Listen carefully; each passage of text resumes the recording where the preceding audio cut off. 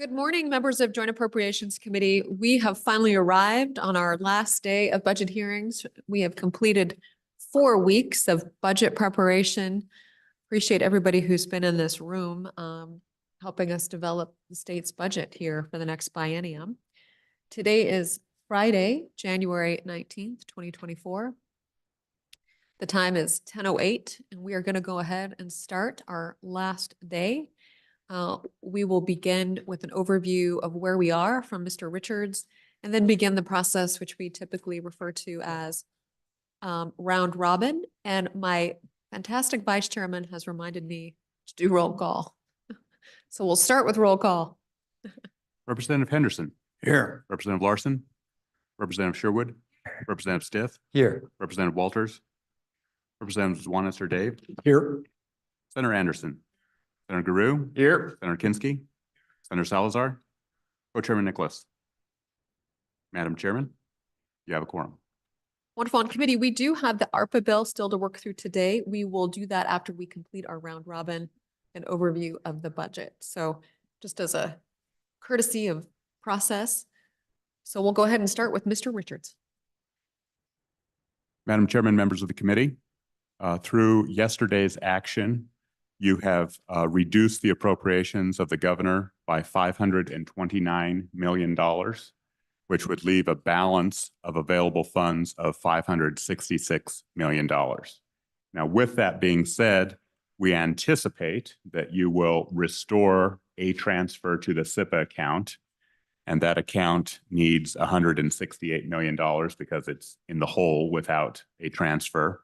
And if, and this is a big if, you have some interest in savings, and maybe I should do this in 2 different ways to give you a more accurate number, but if you restore savings and fully fund the SIPA, you would have $132.7 million available. If you do not restore savings, you would have $397.7 million available. Madam Co-Chair. Different ways of looking at that. Co-Chairman Nicholas. And so, Don, it's my understanding that on the governor's profile, there's 50 million that was a backstop for ARPA. And that, so that our understanding is that's going to go away. And how would that impact the numbers you just gave us? Mr. Chairman, members of the committee, I was able to visit with the governor's office this morning on some items. Basically, this is our check, if you will. And we were anticipating a letter because in the profile submitted on November 18th by the governor's office, it included an appropriation from the LSRA for $50 million ARPA purposes. I believe that was an intent to backfill some of the ARPA programs that may at some future time be determined not to be eligible. None of those, to my knowledge, have been found yet. And there was no letter on that from conversations this morning. Do not expect a letter on that. That was in their profile, but they are not requesting any action on that. To Co-Chairman Nicholas's response, it would not impact the $397.7 million balance at all. However, it would provide you with $50 million more in the LSRA, which would bring you over $1.5 billion forecast balance on June 30th, 2026. So that $50 million is currently in your profile and would be restored. Thank you. Thank you, Mr. Richards. Questions for Mr. Richards for where we are today with the budget and projected amounts? All right, seeing none. Don't spend it all in one place. Burning a hole in our pockets. All right, Mr. Richards. Madam Chairman, typically the round robin looks at groups of agencies. For instance, the chair might designate any amendments on agencies 1 through 5 or 1 through 10 at your discretion. We do have a list of potential amendments that members of the committee have shared with us, so we will bring those to your attention in an anonymous fashion. And we also have 6 items that may warrant a additional clarification or correction based on your prior action, which are our comments to you. You don't need to act on them, but we want to bring that to your attention. Thank you. We'll go agencies 1 through 10. We'll just do intervals of 10 if we can, Mr. Richards. And Madam Chairman, we do have a issue on agency 1 that if you're willing to hear it, it is a corrective issue. Yeah, Madam Chair? I would move to open agency 1. so moved. Madam Chairman, I think there is an interest in an amendment, and there's also an issue of a correction. If I could present the correction first. Please do. You adopted footnote number 2 from last biennium yesterday afternoon in the amount of $125,000 for international trade. The governor had already asked for that, and you had approved it, so we have duplicated that $125,000 unintentionally, I think. Can I get a motion? Madam Chair, I'd move to amend back to the $100,000 trade for the governor's rec. Moved and seconded. All those in favor say aye. For clarification, I'm sorry, there's a discussion from Representative Clarification, Walters. that's the Gov's rec of 125, not 100 that was just Yeah, stated. yeah, whatever that number is. Gov's rec.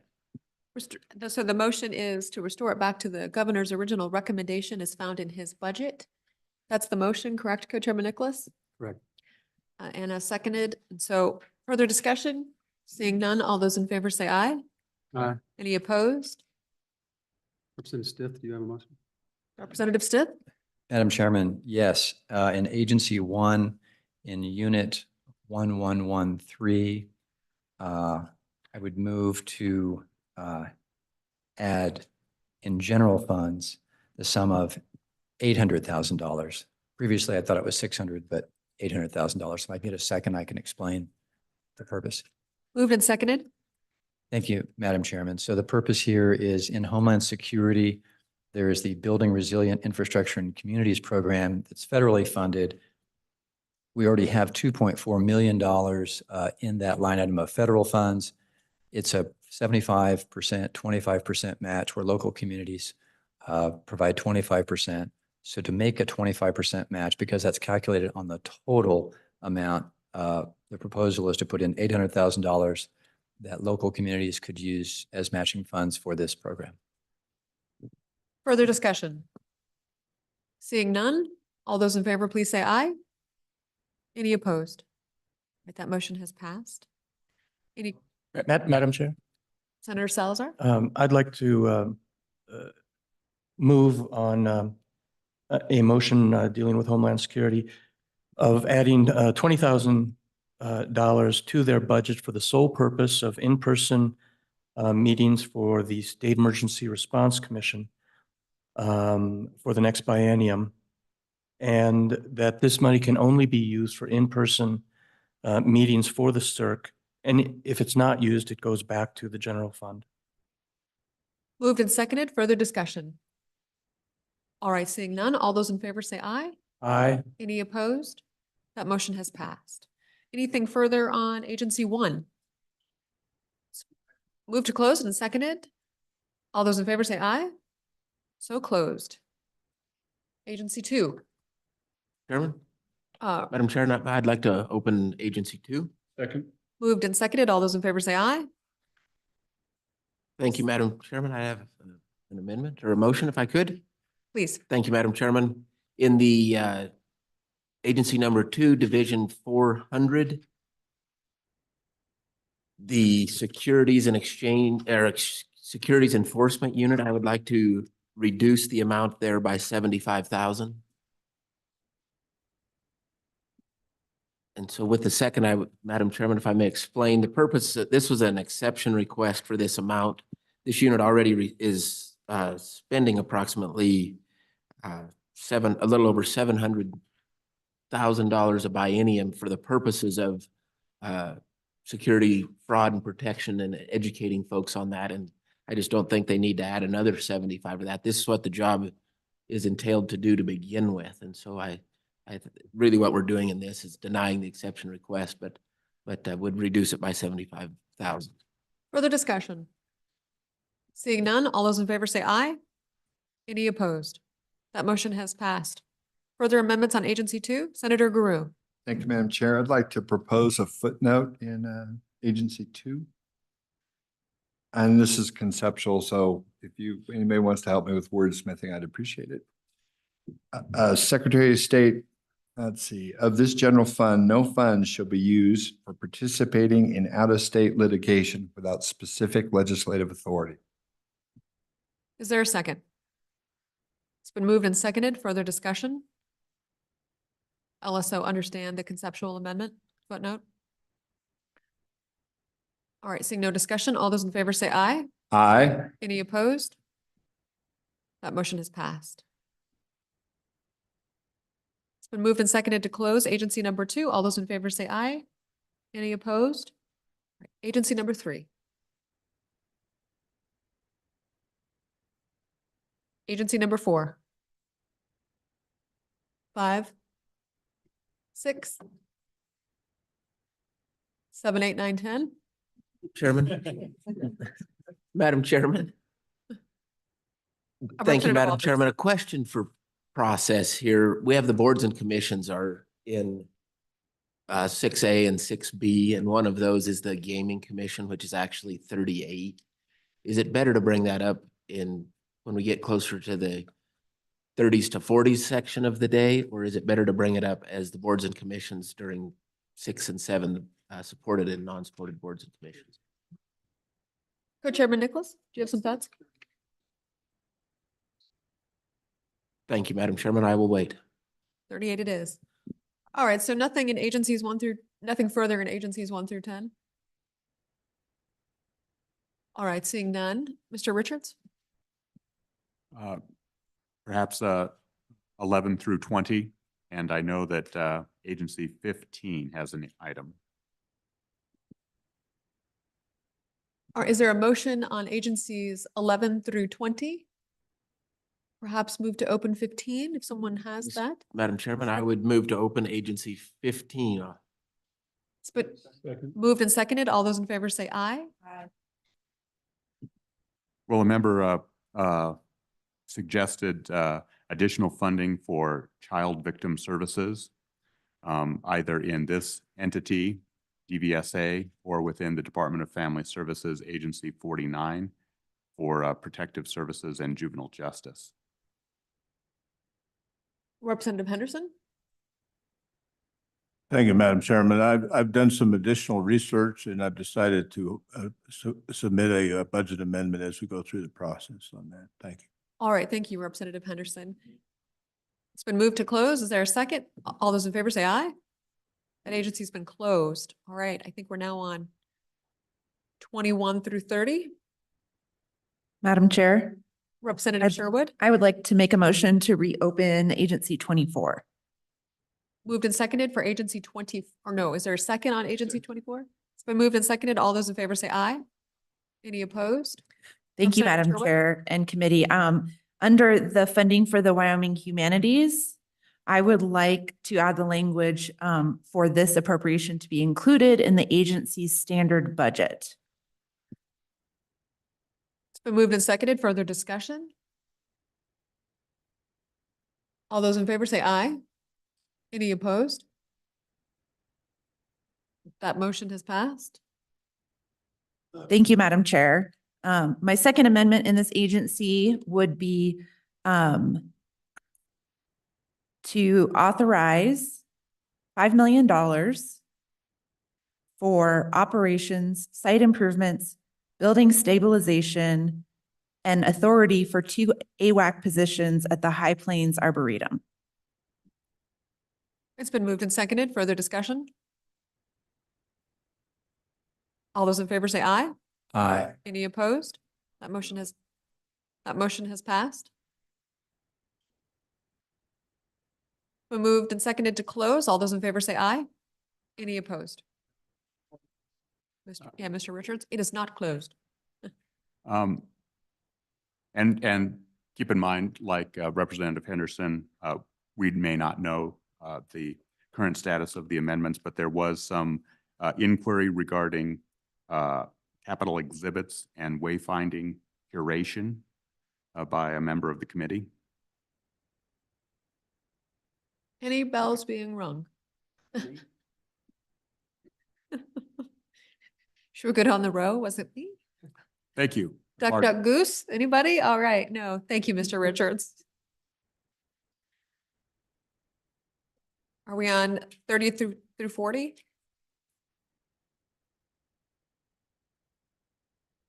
Mr. Richards, do you know what, are we on agencies 30 through 40? 30 through 40 committee? Madam Chairman? Representative Walters? Madam Chairman, I would move to open 38, I believe it is, the Wyoming Gaming Commission. Is there a second? Second. Moved into, all those in favor say aye. All those opposed? Gaming Thank- Commission is open. Thank you, Madam Chairman. I would move for an appropriation of $200,000 of gaming commission revenue for a study of the gaming structure in the state of Wyoming in consultation with the legislature, or in concert with the legislature, rather. Is there a second? Second. Moved and seconded. Further discussion? Seeing none, all those in favor say aye. All those opposed say no. No. That motion has passed. Anything further on agency 38? It's been moved and seconded. All those in favor to close, say aye. Any opposed? Agencies 41 through 50. Representative Larson, Madam Chairman, I move to open agency 48. moved and seconded to open agency 48. Representative Larson, Thank you, Madam Chairman. In Division 100, the Director's Office, last year we had footnote 14 that appropriated $150,000 for nonprofit health facilities. Yesterday, we approved to carry forward the balance of that into this year's budget. Last night, in conversing with the Director of the Department of Health, it's their opinion that that $150,000 was included again in their standard budget.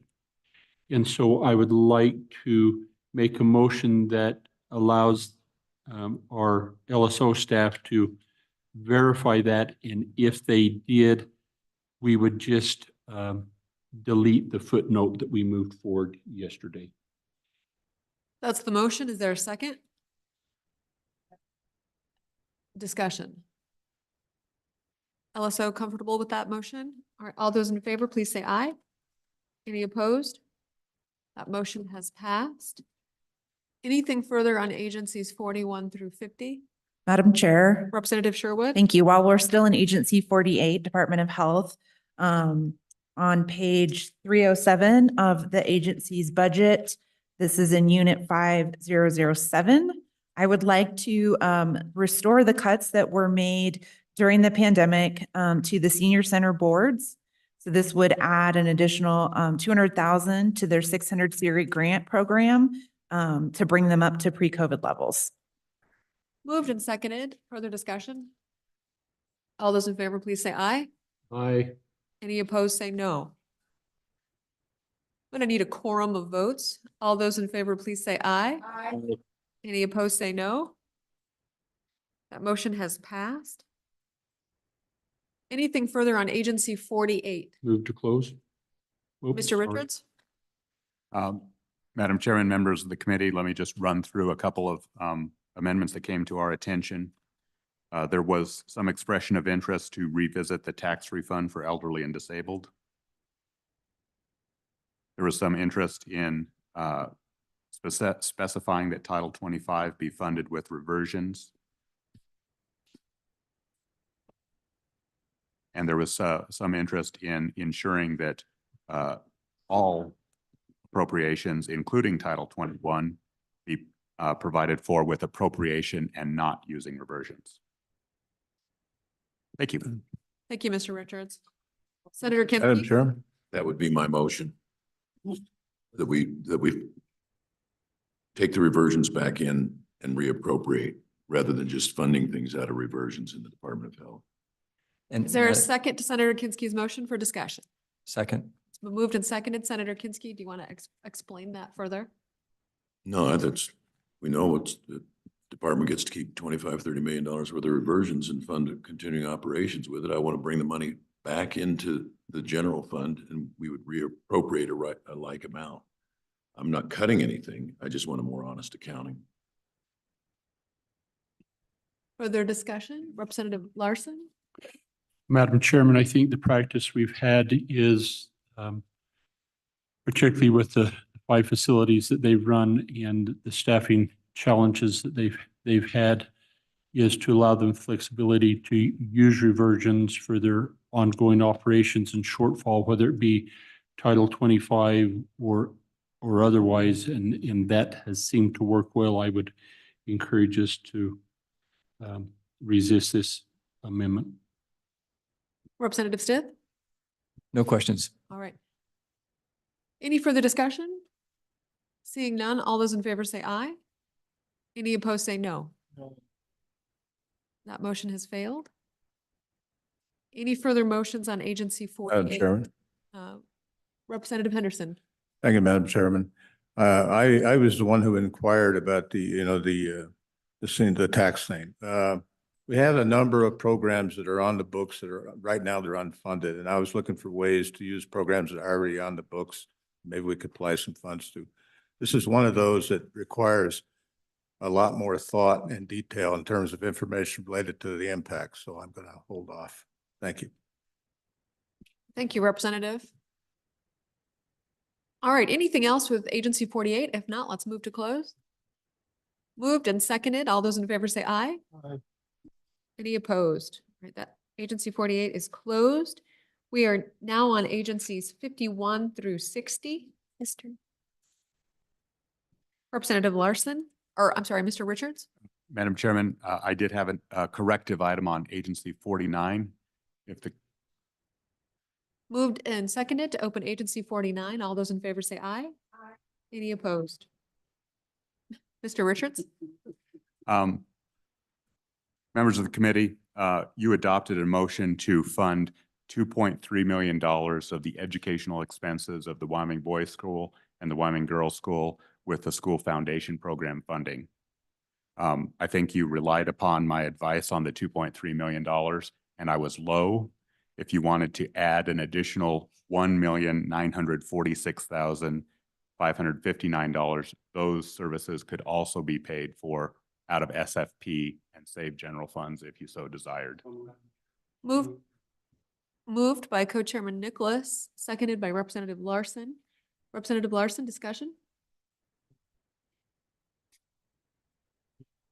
And has been able to try and capture those education expenses at the boys' school through school foundation. Good catch. Any further? Mr. Richards, could you please provide us those numbers again?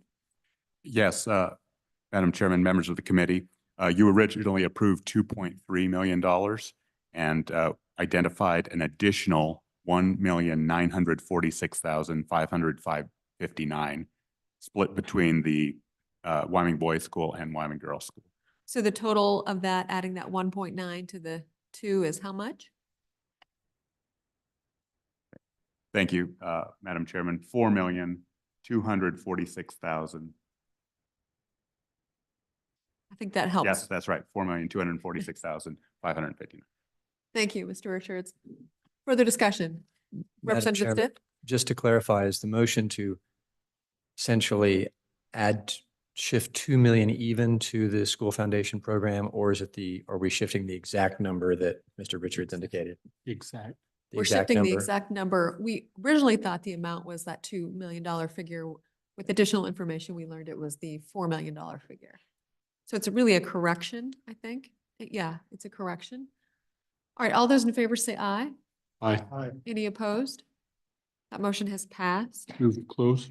Move to close agency 49. Moved and seconded. All those in favor say aye. Aye. No. Agency 49 is closed. All right, we are now on agencies 51 through 60. 51 through 60, going once, going twice. All right, 61 through 70.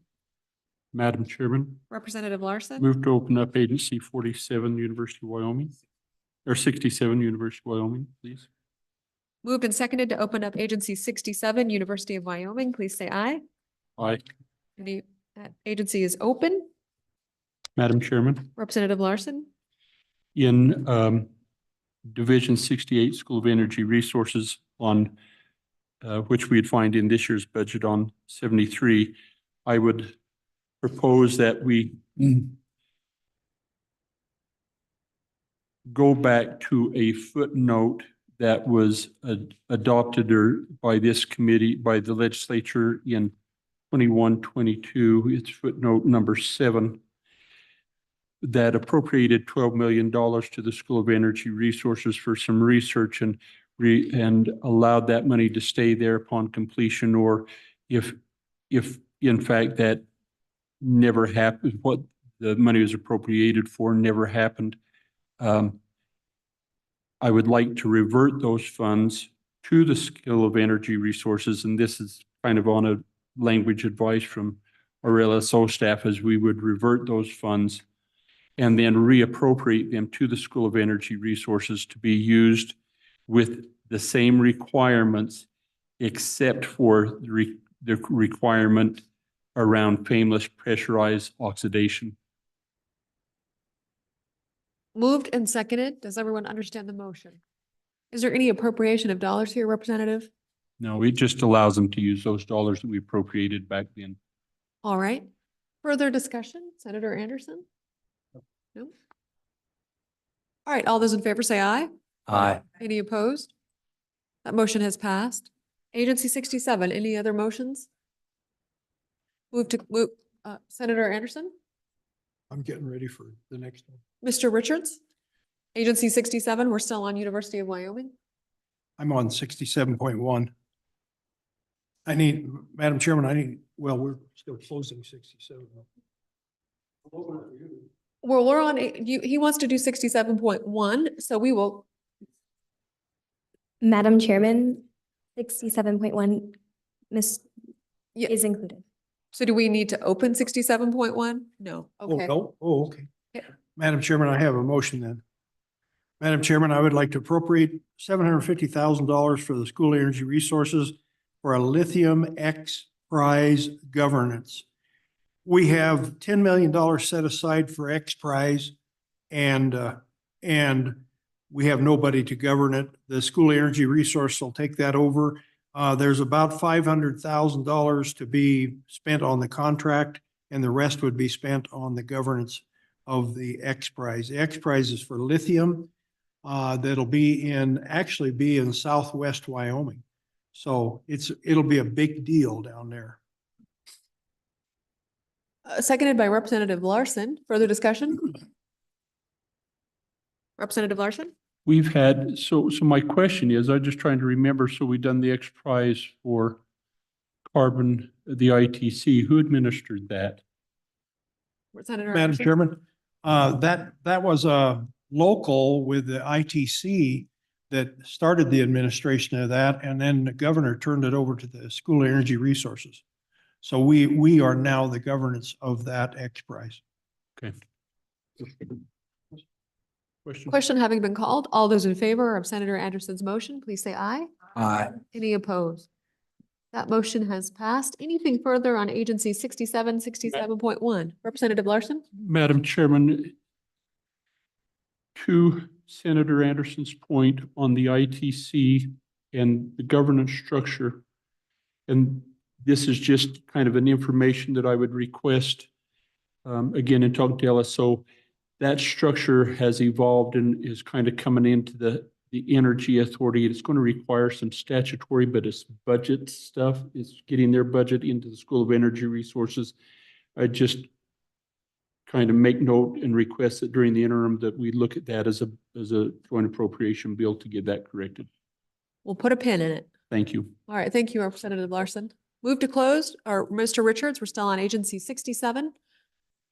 There was also an interest quite some time ago by a member of the committee to footnote the funds within SCR and to put additional constraints or limitations on how the funds might be used and whether or not they are able to retain their own reversions. Thank you. At one time, it was a good idea. Good question. Looks like we've forgotten what it was about, though. Thanks for reminding us, Mr. Richards. Is there a motion to close? Or Mr. Richards, go ahead. There was also some interest on the general operations of UW to approve additional campus operations staff positions. That was a request of the agency that was denied by the governor. Does anyone want to add positions to the University of Wyoming? Thank you. Seeing no interest there. It's been moved to close and seconded. All those in favor say aye. Aye. Any opposed? Agency 67 is closed. All right, we are on agencies 71 through 80. Madam Chairman, Representative Henderson, move to open agency 72. is there a second? Moved and seconded. All those in favor say aye. Aye. Aye. Aye. Thank you. I'm gonna need a quorum of votes to open up agency 72, the Wyoming Retirement System. All those in favor say aye. Aye. Any opposed? All right, agency 72 is open. Madam Representative Chairman, Henderson, I would make a motion to, for a 13th check, a one-time payment for eligible retirees. This involves average check of $213, which would be once in 2025, once in 2026, and it would be too eligible, as I said, but the cost, the amount is $7,387,313. The average benefit right now for retirees is $21,251. After this one-time payment, it would be $21,464. This is a 1%. So I'd ask for your consideration. Madam Chairman, motion's up for discussion. Representative Stith, just a question for clarification. Is the source of funds to pay for this out of the general fund? Representative Henderson, I'd have to check on that with staff. I think that's right. This has been done before in the joint appropriations, so I don't have that technical language right now, but the answer is yes. Mr. Richards. Madam Chairman, Representative Henderson, the source would be general funds. And just for specificity, one check over the next biennium would be the 7.3 million. If you wanted two checks, that would double that. I just Yes, sir. Clarification. That's right. Thank you. So Does everyone understand the motion? Representative Henderson, could you provide clarity to your motion? well, I'd be glad to answer any questions. Thank you. Madam, Representative Larson, Thank you, Madam Chairman. So I wasn't sure we had, is it for 1 year or 2 years? So it'd be 7 million or 14 million? It'd be 14 point, what is it, almost 14.8 over 2 years. But we could certainly adjust that to just one, depending on the will of the committee. I know I'm facing some headwind here, but I think it's worth having the conversation. Thank you. further discussion? One-time funds. All right, all those in favor, please say aye. Aye. Any opposed? That motion has passed. Anything else in agency 72? Yep, got a call division. All those in favor, please raise your hands. 13. On Representative Henderson's motion that we just voted on, a division was called. And so all those in favor of Representative Henderson's motion, please raise your hands.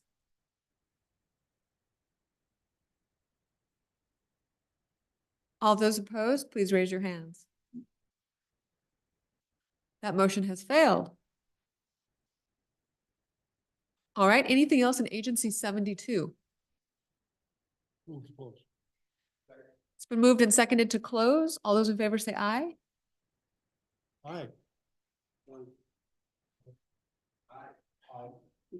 Aye. Aye. We need to add some music. All right. All right, that agency 72 is closed. Committee, we are on agency 71 through 80. Anything else in agency 71 through 80? Yes, Ms. Martineau. Thank you, Madam Chairman. In agency 80, we need to open that and vote on a table that we missed.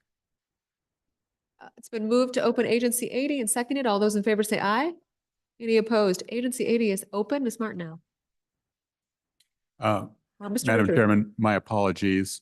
When I did a en bloc motion on medical licensing, I failed to announce unit 3133. 3133? All right, all those in favor of agency of unit 3133 within agency 80, please say aye. Aye. All right. All those in favor of agency 80 as amended, please say aye. Any opposed? Agency 80 is approved. Move to close agency 8. Second. It's been moved and seconded to close agency 80. All those in favor say aye. All right. Committee, we are now on 81 through 90. Anything on 81 through 90? Ms. Martineau? 81 through 90? All right. 91 through 100. Mr. Richards? Madam Chair, this is just for knowledge of the committee. It was an unusual request by the Stable Token Commission in Agency 91. You did approve $5.8 million. You did not designate whether or not that would be one time or recurring in their next standard budget. So that base expectation is it will be recurring in the standard budget. It's been moved to open the Wyoming Stable Token Commission. It's been seconded by Representative Stith. All those in favor say aye. Aye. Co-Chairman Nicholas, is there a motion? One Second. time. Second. Seconded for one time. All those in favor, please say aye. Aye. Any opposed? Chairman, a little discussion before that vote. Representative Walters? Thank you, Madam Chairman. By making this one time, does it then take away their ability to come back before us with a budget in the next biennium? By making it one time, are we effectively killing Agency 91? And that's what I want to make sure we're not doing, because I think in the future, what would be expected is they would come in with a budget that would be to spend their own funds so that they can keep operating the stable token. But we have to have the agency, we have to have some mechanism to allow this to take place so they don't have to come forward with the unique request as they did this year. So I just want to make sure we're not hamstringing something here. So Don, do we need to put a footnote and ask them to come back with a regular budget? So I would amend the motion to say. Or we'll just have a new motion. So Dr. Hibbard was shaking his head no. I think the Stable Token Commission did request it only to be one time. We voted for it to be one time. But we'll put a footnote in the budget. That's a motion by Co-Chairman Nicholas to make sure they come back for purposes of providing a standard budget. Is there a second to Co-Chairman Nicholas's motion? All those in favor, please say aye. Aye. Any opposed? All right. Move to Co-Chair, close. I have a question for Don. Mr. Richards? So this agency 91, will it be added to our summary sheet then? Okay, thank you. All right, agency 91 has been moved to close. All those in favor say aye. All those in favor say aye to agency 91 being closed. Any opposed? All right, committee, we are on 91 through 100. Anything there? Mr. Richards? Madam Chairman, in Agency 96, and you don't have to take action on this, but you were silent, I believe. You adopted this is the State Budget Department, as requested, and the governor's recommendation included a request for matching funds in the amount of $50,000 or thereabouts for the IBARS technology from the legislature. And we wanted to see whether you had an opinion on that, whether we want to include that as a footnote or not. Agency 96 IBARS. Representative Walters? Move to open Agency 96. Moved and seconded. All those in favor say aye. Aye. Any opposed? Agency 96 is open. State Budget Department. Representative Walters? And Mr. Chairman, I would move to include that language to allow for those matching dollars to come in. Moved and seconded for the discussion. All those in favor say aye. Any opposed? Motion to close? Seconded by Senator Guru. All those in favor, please say aye. Agency 96 is closed. Anything else on 91 through 100? All right, with that committee, the agencies get a little sparse after numbers 100. So we are now looking at agencies 101 through 206. 101 through 206. Representative Walters? Going once, going twice? All right, we are now on agency 211 to 270. Seeing none? Madam Chairman. Madam Chairman. Polly, yes. Good morning. I believe there was some interest in a possible amendment in Agency 206. Okay, there isn't. All right. Committee, that rounds us out at 270. We are now going on through agencies 120 to 142, which is the judicial districts. We will not cut them all. We are now, that is it. Committee, Mr. Richards, what do we do next? Madam Chairman, the last section 300s, and you can either do those in block or maybe existing section 300s and then new section 300s. Co-Chairman Nicholas? Closer to your mic with your mic on. Yeah. So on, Don, will you take us to the sound, the acoustics motion, or direct us to where that What is? section, what are acoustics appropriations be? Yes, you have already approved the carryover of $1 million for acoustics from the SCD appropriation. I move to open that. And what section is that in? That appears currently in 303. 303 has been moved and seconded. All those in favor to open section 303, say aye.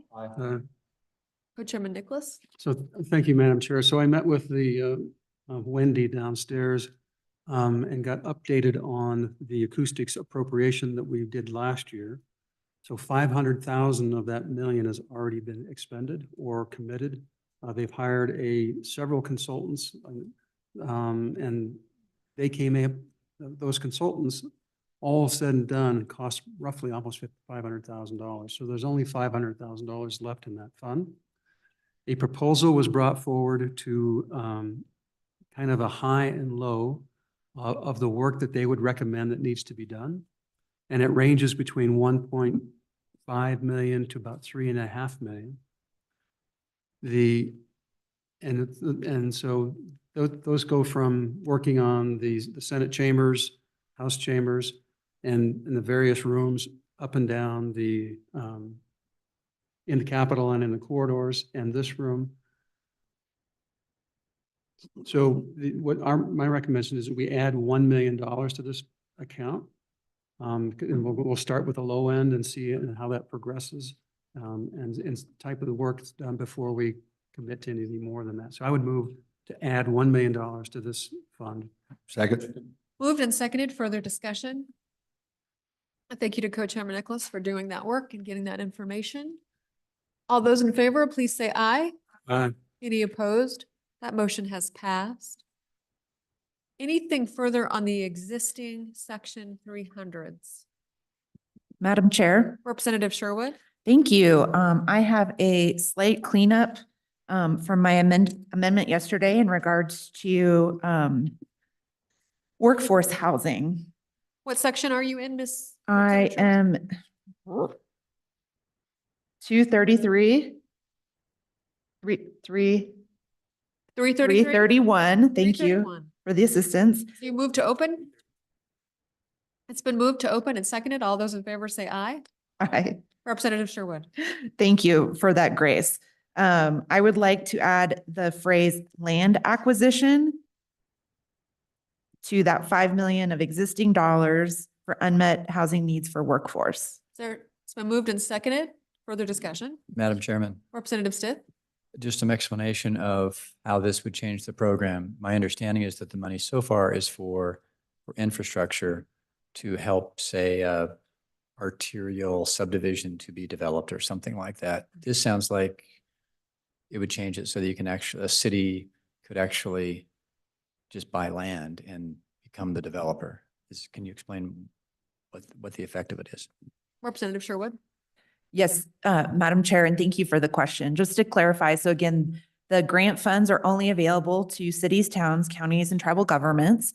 So I'm thinking of this as a private-public collaboration. The side rails on this still are only for infrastructure, for water, sewer, roads, utilities, but adding the language for land acquisition gives our local government some flexibility when they're setting up this space for then that private developer to help meet our unmet workforce needs, housing workforce needs.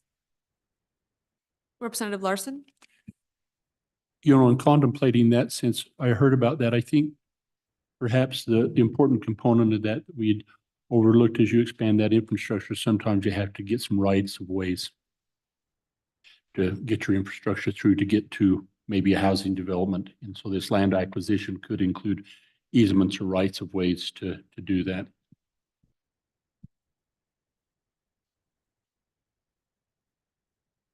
Further discussion? Seeing none, all those in favor say aye. Aye. Any opposed? I'm going to need a quorum of votes. All those in favor of Representative Sherwood's motion to add the language land acquisition to section 333, please say aye. Aye. Any opposed? No. That motion has passed. Move to close section 333. Been moved and seconded to close. All those in favor say aye. That is closed. Existing section 300s. I think we have some action there.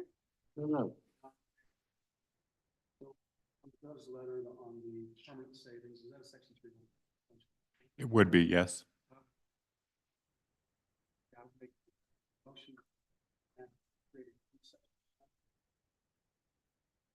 Is there a second? It has to do with permanent savings. So, Closer Madam to your mic. got to read my notes. So Madam Chair, I would move that we appropriate $190 million of general funds to the reserve accounts and $100 million to the permanent mineral trust fund. And on the school construction side, our school side, we appropriate $200 million to the school reserve accounts and $200 million to a special large project account that would be for essentially for high schools in the next, it's for large school construction projects that are forecasted to come up in the next 5 to 6 years. So we've been informed that there'll probably be 3 to 4 new high schools that are going to be constructed. Yeah, second on the motion for explanation of this particular amount. We have a surplus of roughly $450 million on the school side this year. The following year, it's around $600 million on the following biennium, and the following biennium is around $700 billion as on long-term forecasts. And then the revenues drop off substantially. So in order to capture those excess revenues, and to meet our future obligations of construction of large, expensive high school projects or other, it could be junior high, but just large projects. I wanted to create basically it's like a school reserve account for those funds that will assimilate over time so we can afford those when they happen. So 200 million would go into the reserve accounts for the common schools, and then 200 million into this large project reserve account. Mr. Co-Chair, to clarify, Don, would that be the Common School Public Land Fund Reserve Account? Mr. Chairman, that was my. Yeah. Okay, and then Senator Kinski. as to that portion of it, for the large high schools. So we're going to create the school capital construction account again. We just got rid of it. So we are on discussion. The question is, are we creating a new capital construction account? Co-Chairman Nicholas? Well, the answer is we're going to begin saving money for these large projects because we know that we won't have the money if we put it all in the savings or if we spend it.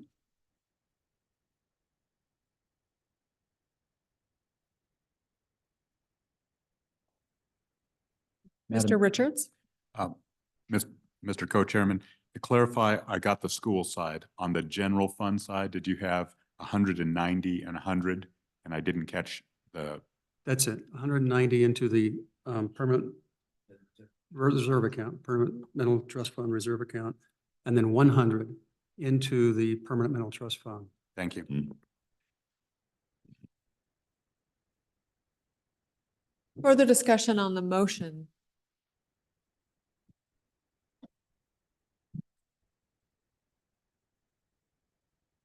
It's just that easy. All right. All those in favor, please say aye. Right. Any opposed? That motion has passed. Representative Walters? Thank you, Madam Chairman. A new section 300, I would move. I would, I would move in this section, $150,000 for the legislature to hire consultants to audit the performance compensation benchmarks within the WRS and STO. Second. It's been moved and seconded. Any discussion? Seeing none, all those in favor say aye. Aye. Any opposed say no. No. That motion is passed. Representative Walters? Thank you, Madam Chairman. Again, a new section 300, and this one would be for $25,000 for the state auditor, state budget department, and LSO to research costs and options to upgrade or replace the state's financial system. Moved and seconded. Discussion? $25,000, Representative Walters? 25,000, yes, Madam Chairman. All those in favor, please say aye. Or Mr. Richards, I'm sorry. Just for clarification, is that the financial system or the budget system, the accounting? High bars. Thank you. Everyone clear? Okay, all those in favor say aye. Aye. Any opposed? Getting some non-voting members here.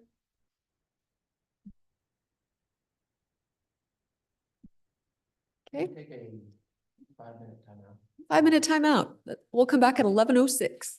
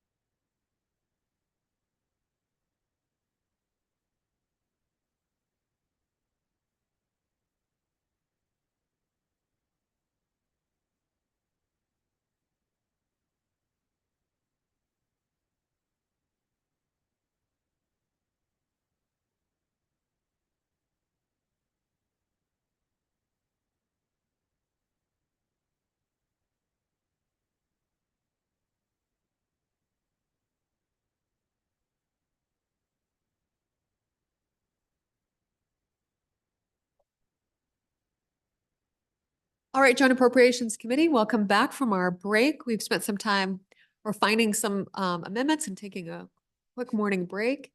So with that, we are back on the Section 300s. Representative Walters, is there a motion? Thank you, Madam Chairman. I would move to allocate $200 million from LSRA for the purpose of energy matching funds for the energy sector for large projects.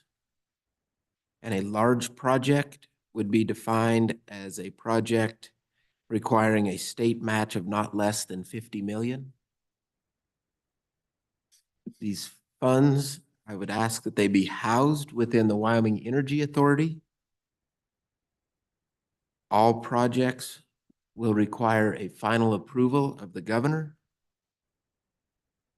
And any unspent or unobligated funds would revert at the end of the biennium. Moved and Chair. seconded, discussion? Kinsky? Is this in addition to the 521, 525, 527 that we already allocated? Representative Walters?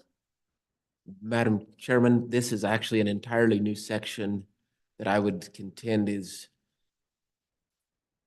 semi-related, but certainly for a new, for these large projects. Madam Chair. So it is not in addition to, it is an entirely new section. And I would remind the committee, yesterday we eliminated section 327. So we now only have section 325 and 321, and 321 is the only one relating to energy matching funds currently. And follow on, is there any intent to backfill what we allocated out of those sections? Representative Or Walters? just leave it as it is? Madam Chairman, my motion does not backfill any of those sections. It simply creates this new section allowing the governor to have access to that 200 million for these large projects. And as I defined, a large project was 50 million or greater. Yeah, follow up. Follow-up. I realize your motion doesn't backfill. Is there an intention as a group to backfill further, or just this is our quote backfill? Madam, This is the Madam- backfill. yeah, Madam Okay. Chairman, I have All right. no follow-on after this amendment, All Or- right, thank you. after this one. Yeah, further discussion. Yeah, this is the backfill intending to replace some of the funds we rated from section 327 for the big projects. As a reminder, section 325 is the matching money for the infrastructure act funds. So Representative Zwanitzer. Thank you, Madam Chairman. I'd like to propose an amendment. And the amendment would be that the governor's office would not be able to obligate future appropriations. Is there a second? Seconded. Further discussion? Representative Stitt? Madam Chairman, just ask for clarification from Representative Swanitzer about how that, how that changes what would otherwise be under the motion. Representative Swanitzer? Thank you, Madam Chairman. So I suppose my worry on this is that we go into a project and we get obligated, signed on to it, and then we find out 2 or 3 years later that it's going to require another 100 million or another 400 million to complete it for whatever reason it happens to be. So I just want to give the governor authority to get into a project that he feels that we're all into, and there's not going to be any future obligations. And in some projects, I mean, you can get in a test stage and you can see the handwriting on the wall that there's going to be more. So that is the reason for my amendment. All right, further discussion. All those in favor of, well, does the Representative Walters find that friendly? All right, it's friendly. Does everyone understand the motion of Representative Walters and as amended by Representative Swanitzer? All right, all those in favor, please say aye. Aye. Any opposed? That motion has passed. Anything further, Representative Walters?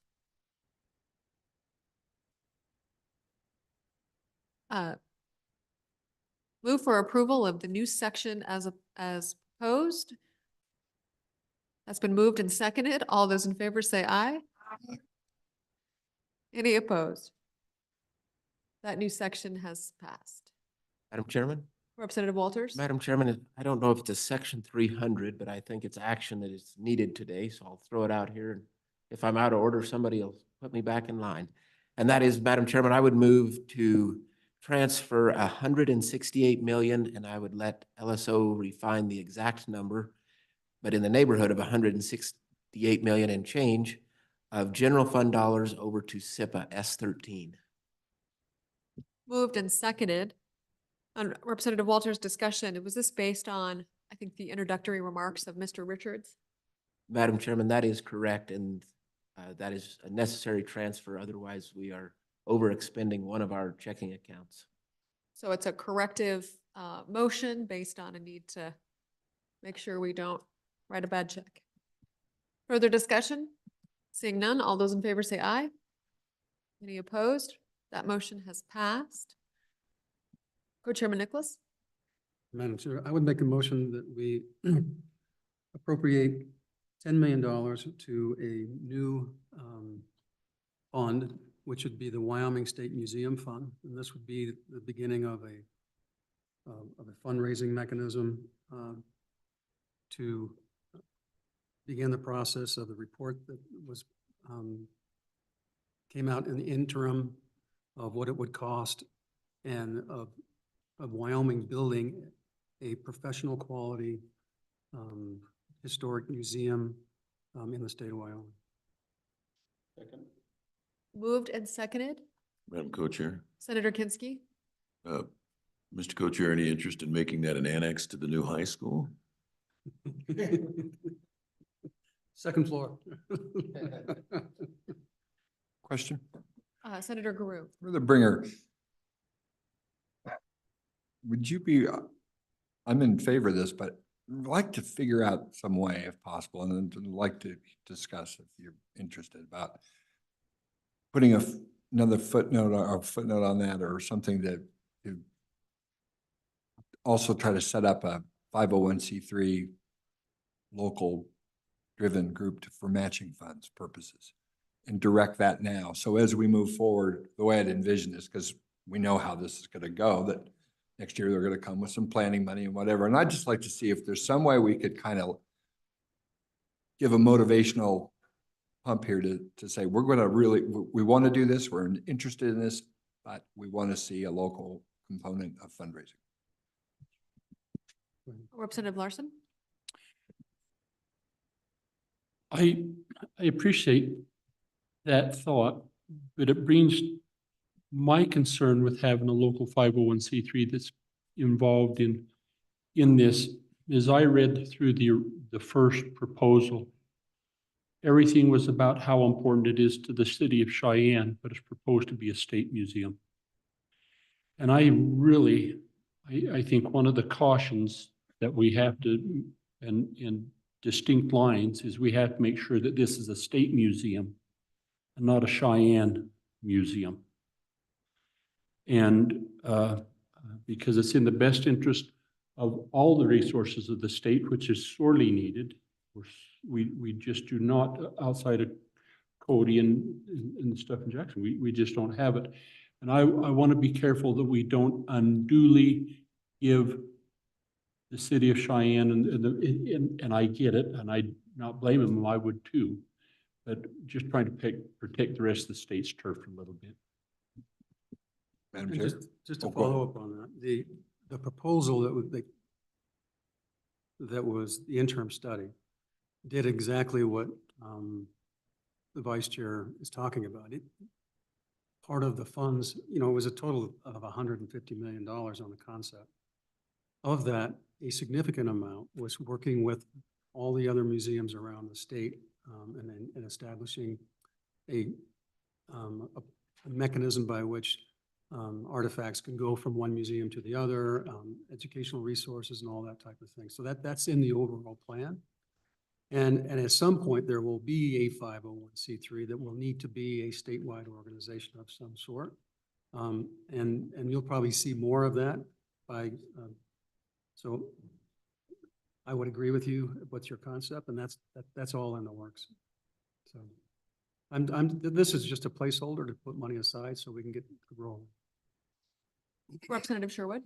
Madam Chair, thank you. Just to maybe alleviate some concerns or to see that there is a pathway forward on this, the State Museum Volunteers, it has a 501c3 status, but what I think is even a bigger picture partner is the Wyoming State Historical Society, which also has a 501c3 status. So those mechanisms do exist now. So I think that we can either recognize that those are there as partners, or maybe add language to the motion that says our nonprofit partners may contribute to this Wyoming State Museum Fund. Thank you. Madam. Co-Chair. Senator Guru. Thank you, Madam Co-Chair. And I'd just like to say, I think that Representative Larson's idea was a good one. And so, and a point well taken. And so I'd still like to see that component, and a statewide component would be awesome. And that would be fine. And I'd probably even volunteer, but I tell you, I understand and I'm hearing kind of the gist of this, and I'm willing to vote for it today, but it will be short-lived support if I don't see a fundraising button. And I'm not throwing that off on anybody. I'll help, but I think it's critical. Madam Chairman. Senator Anderson. Madam Chairman, I'm opposed to this idea. I don't like this set aside funds for a project. I want to fund the project if we're going to fund it. It seems like we set aside funds and then we come back the next year and they've been used for something else. So I'm not for setting aside funds. I'm for the project. I think we do need to do that project. I just don't want to set aside funds ahead of time. Thank you. Madam Co-Chair. Mr. Co-Chairman. Thank you. And if we had the available funds, I wouldn't ask for all those funds, but right now we really don't, based upon our activities. We kind of have an obligation to leave some dollars available for the floor. I think we're probably, based on all the current actions, I think we have well over 50 or 60 million available. But I would just remind the good senator from Casper that this is how we funded the state capitol. We started setting aside funds for about 6 years. So we had half that money raised before we actually jumped into the pie, just because it's so much money. But I do appreciate his concerns, and on the principle, I agree with your concept. So, thank you. Further discussion? All right, does everyone understand the motion? All right, all those in favor say aye. All those opposed say no. That motion has passed.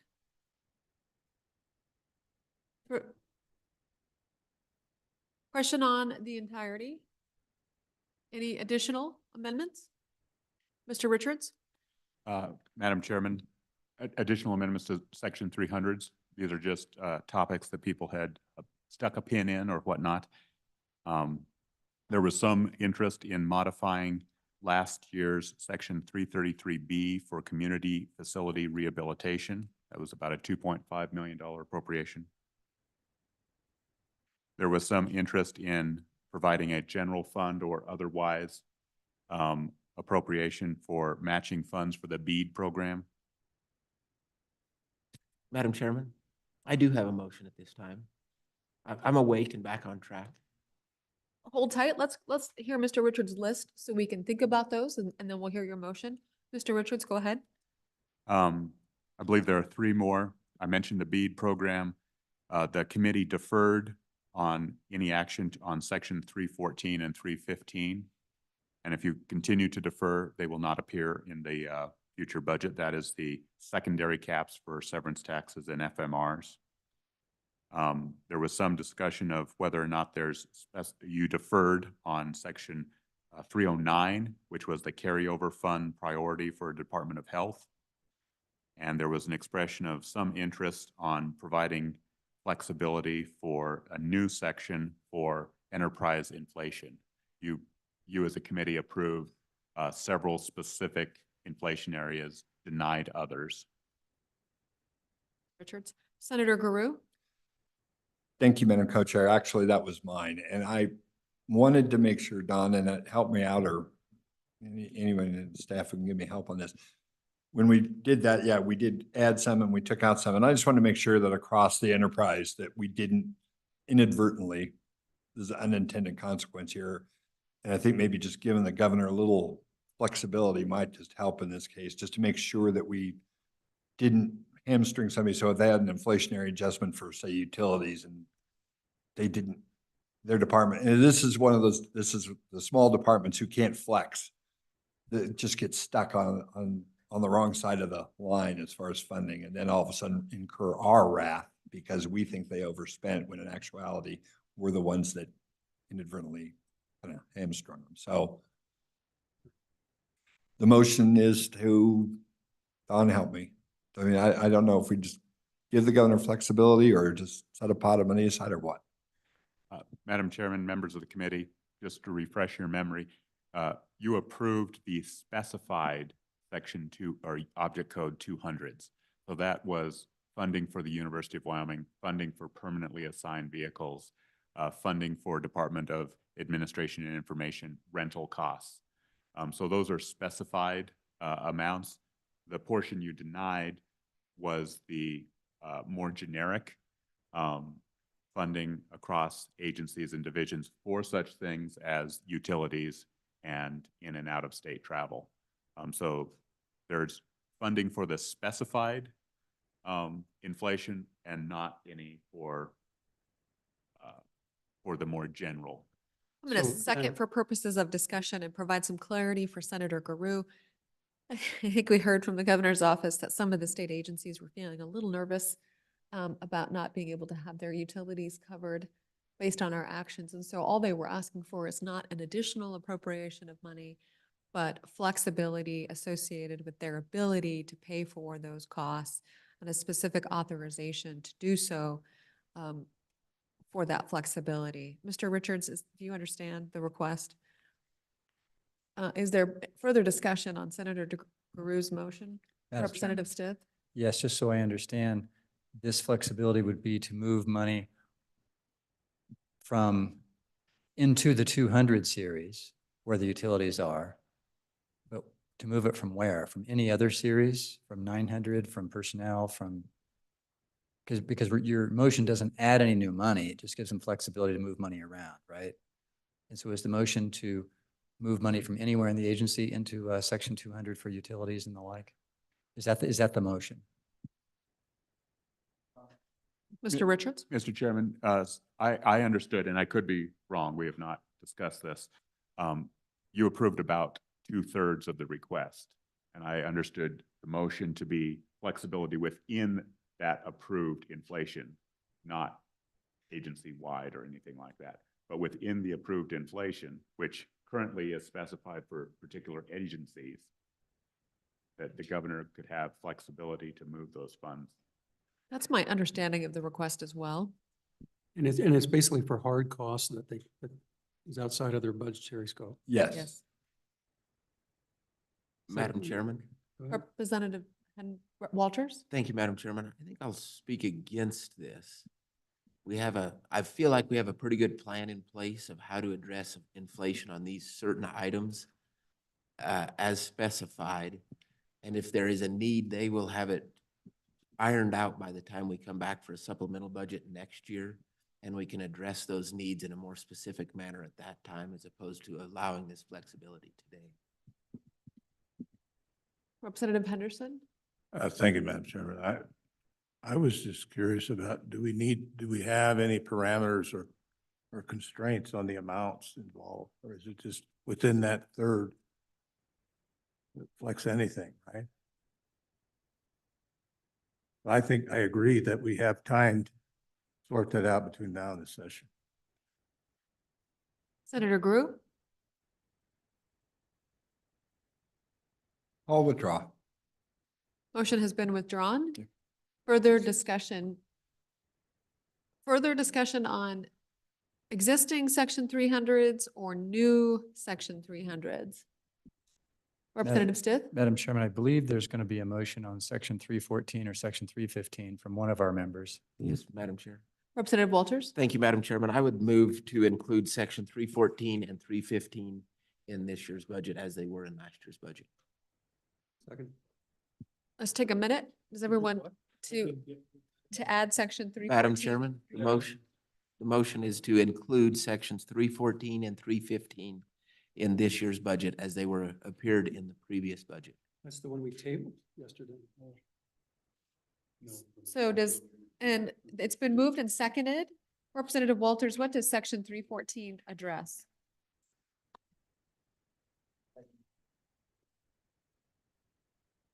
Thank you, Madam Chairman. Section 314 is a second cap, is how I would describe it, on the severance taxes. And so what it does is it allows for the period of this budget, it would be 1/3 to the general fund, 1/3 to the budget reserve account, and 1/3 to this school foundation program reserve account. Section 315 does a similar thing, but it's on federal mineral royalties. And in this situation, it does 40% to the school foundation program account and 60% to the budget reserve account. All right, my notes do indicate from our conversation yesterday that we were a yes on that. So I do think we discussed it, although my memory is somewhat vague as to the specifics of that discussion. Further discussion as to Representative Walters' motion to include section 314 and section 315 from last year's budget bill and this year's budget bill. Seeing none, all those in favor, please say aye. Aye. Any opposed? All right, that motion has passed. Madam Chairman. Representative Walters. Thank you, Madam Chairman. I would move to include section 333, and I would modify it. So I would keep subsection C. Subsection A and B would be combined. Subsection B would become subsection A. The statutory reference would be removed, and the 2.7 and would remain, as well as the 2.695 would remain. Second. All right, it's been moved and seconded. We are on section 333 of last year's budget bill, which is the Community Facility Program and Rehabilitation under the Wyoming Business Council. Is there any amendment to the terms of 333 or exactly as it is? Representative Walters, can you repeat what you just said? Thank you, Madam Chairman. So as I said, we would keep subsection C, subsections A and B would be combined, and the statutory reference in subsection A would be stricken or removed. Beyond that, the language would stay. There'll be some wordsmithing that has, and some periods and does that probably have to get moved around when we combine the two, but that's all technical in nature, but the substantive portions will remain. So is this a new appropriation, Representative Walters? This is not a new appropriation. This is a continuation of the existing appropriation. No new funds. What does the statutory reference? Madam Chairman, thank you. That is an old business council program that has not been used in 10 or 15 years. And for them to resurrect it would require a great deal of work. And so they would prefer to just have the language that's really included in subsection B to effectuate the uses of these dollars versus trying to resurrect a program that has been essentially disbanded for all intents and purposes from their standpoint. Senator Kinski? I remember this, I wrote this one. That money hasn't gone out the door yet. Madam Chairman, thank you, Madam Chairman. It's my understanding some of it has not, due to the constraints of having that statutory reference in there. Mr. Richards, do you have any knowledge about that? Mr. Chairman, the last I was aware, no funds had been expended. Something could have changed in the last month or so when I last checked. So between now and round robin, our next one, could you look into that, and if there are any other changes so that this money can get out, be used, please? Question being called. Madam Chair, I would like a timeout. I'm going to do a timeout. Everybody go to the corner. Take a momentary break. Finally get to use a timeout.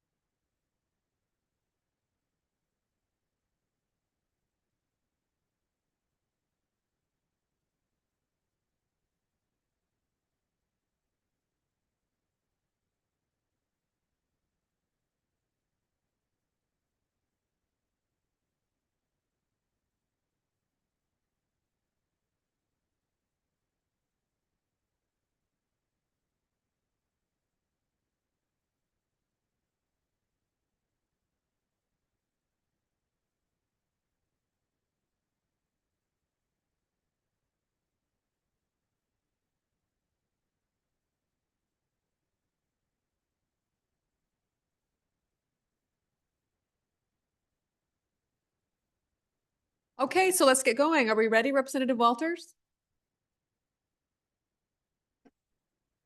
I am now. Thank you, Madam Chair. I think the motion is out there. Hey, Madam Chair, I think the motion's out there and we're set. I think everyone understands it. And we're ready to vote, Madam Chair. Madam Chairman, excuse me. we are on sections. Section 331, or excuse me, 333. And this Section is 333, we are back on the Business Council motion, which evidently is Senator Kinski's former amendment from previous budget session. And again, Madam Chairman, this, if I may, this is no new funding, No new funding. just a All right. modification of language. Everyone clear on the motion? All right, all those in favor, please say aye. Aye. Any opposed? All right, any additional amendments? Any new section 300s? All right, seeing none. Going once, going twice. Do you need another break? Probably. No, they don't get a break. All right, Mr. Richards, next steps for us.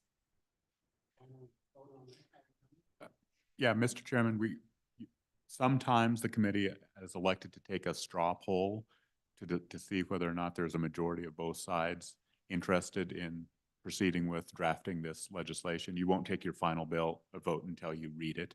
Sometimes you dispense with that straw poll and proceed without it. So it's entirely your discretion. We will take a straw poll via Which legislation? the budget bill. Oh, So we will take a straw poll by raising your hands for all of those who are in favor of the drafting and the contents of this budget bill as currently proposed. Please raise your hands. All right, that is a unanimous vote. Thank you. Thank you, committee, for your work. I hope that this experience has been better than in years past. Much. Madam Co-Chair, I would suggest that we plow on and get ARPA done before. That is our intention as well, unless the House needs another break. I'm just kidding. Thank you for all your hard work. So members of the public watching and to the Joint Appropriations Committee, we have had a great deal of discussions and information, and we are fortunate to have so many skilled members on the Joint Appropriations Committee who have worked diligently to prepare what are complex and technical amendments, and what you have seen is with generalized support for getting those passed. So we have a successful budget bill with very little technical corrections coming forward to us in February and before the legislature begins. With that, we are now transitioning and we'll be working through lunch with the ARPA bill. We'll let everybody take a minute to pull out the new draft version of the ARPA bill, which is currently on your desk. I see Mr. Fuller is coming forward. I know Representative Larson and other members of the House have worked with Mr. Fuller on providing some of these corrections. Is everyone ready? Madam Chairman, is that 493.5? It is. We are in 24 LSO working draft 0.5. And so with that, we will turn it over to Mr. Fuller to kind of provide to us the key highlights from the draft version from yesterday. Okay. Madam Chairman, members of the committee, I'll begin on page 4, line 4. And in light, and this is the table for the 2022 ARPA appropriations. The $4.41 million that was stricken is now reinserted in light of yesterday's discussion from both the budget department, the governor's office. That adjusts the total below by that $4.4 million. So the upshot, Madam Chairman, is that is a decrease in the amount of ARPA funds that would be immediately available for expenditure for projects in Section 4 of the bill.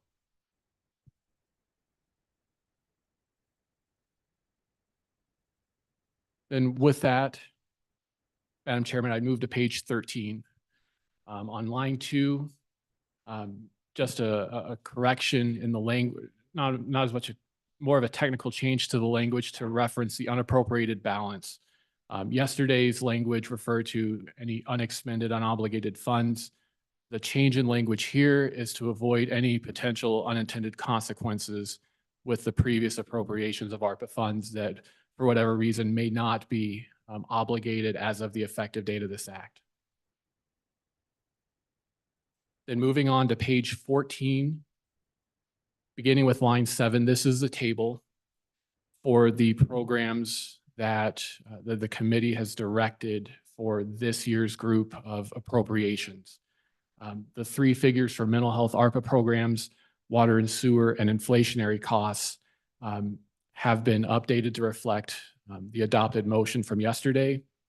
And then the footnote language was provided by a group of 3 legislators on the committee working with OSLI on this language. So footnote 1, beginning on page 14, line 18, would provide that the appropriation to the Department of Health is only for purposes of community mental health reform implementation, and then splits the $10 million appropriation into 2 pots, one for an outcomes pilot project and second for a high-risk youth health contractor. Then moving on to page 14, line 29, footnote 3 was changed as well from yesterday's version and would provide that the appropriation, the $21 million for water and sewer projects would be to provide an offset of matching funds identified from water development accounts 1, 2, and 3 for projects that qualified for ARPA funding and received or had included state water development funding from those accounts. And then funds that would be offset would revert to the appropriate water development account upon distribution of this appropriation. Footnote 4, beginning on line 38, is the process for the inflationary costs. On line 43, the inflationary costs would be for projects for Health and Human Services capital construction projects that were approved in 2023, eligible water and sewer projects, and local government support projects. Any recipient of funds for one of those 3 categories of projects must apply to the Office of State Lands and Investments not later than May 1st, 2024. Then moving on to page 15. Any applicant for funds from this appropriation must provide sufficient documentation to show increased project costs. No funds can be distributed from this appropriation to any applicant that has not let the project for bid before the effective date of this act. The Office of State Lands and Investments may consult with any agency in distributing funds from this appropriation. And then not later than August 5th, 2024, the director must recommend distributions to the State Budget Department for disbursement. Nothing in the footnote shall be construed to require additional matching funds for receipt of this appropriation for inflationary costs. If the applications and funding received exceed the amount, then the State Budget Department, in consultation with the Director of OSLI, must proportionally reduce the recommended distributions. And then the State Budget Department would be responsible for distributing all funds from this appropriation. And unless there are any questions, Madam Chairman, moving on to section 5, the only change here, there are 2. First is the date on which all unexpended, unobligated ARPA direct funds would revert on September 1st, 2024 to the Office of the Governor. Then on that date, those funds would be reappropriated to the Office of the Governor and expended in the following priority order. So I'm on page 16, line 17. First, eligible mental health projects or programs. And then second, any other project or eligible use under the American Rescue Plan Act that's identified by the Governor. Madam Chairman, those are the changes from yesterday's bill. I'm happy to stand for questions on those portions or any other portion. Mr. Fuller, thank you. Thank you for those legislators who have worked very hard and diligently on this bill. I think a big thank you to Representative Larson and others who have worked. Questions on this bill draft for Mr. Fuller? Senator Anderson? Madam Chairman, on page 16 there where we line out mental health and other projects, I was curious as to why we didn't put YDOT in there. Mr. Fuller, if you know, if not, I'll ask some of the legislators. Mr. Fuller? Yeah, We'll Madam vote. Chairman, I think that might be a question. So the only comment I would offer is whether there's a question of eligibility, whether those would be proper uses of the ARPA funds. I don't know. candidly, Madam Chairman, that did not come up in the discussion. Thank you. Representative Larson?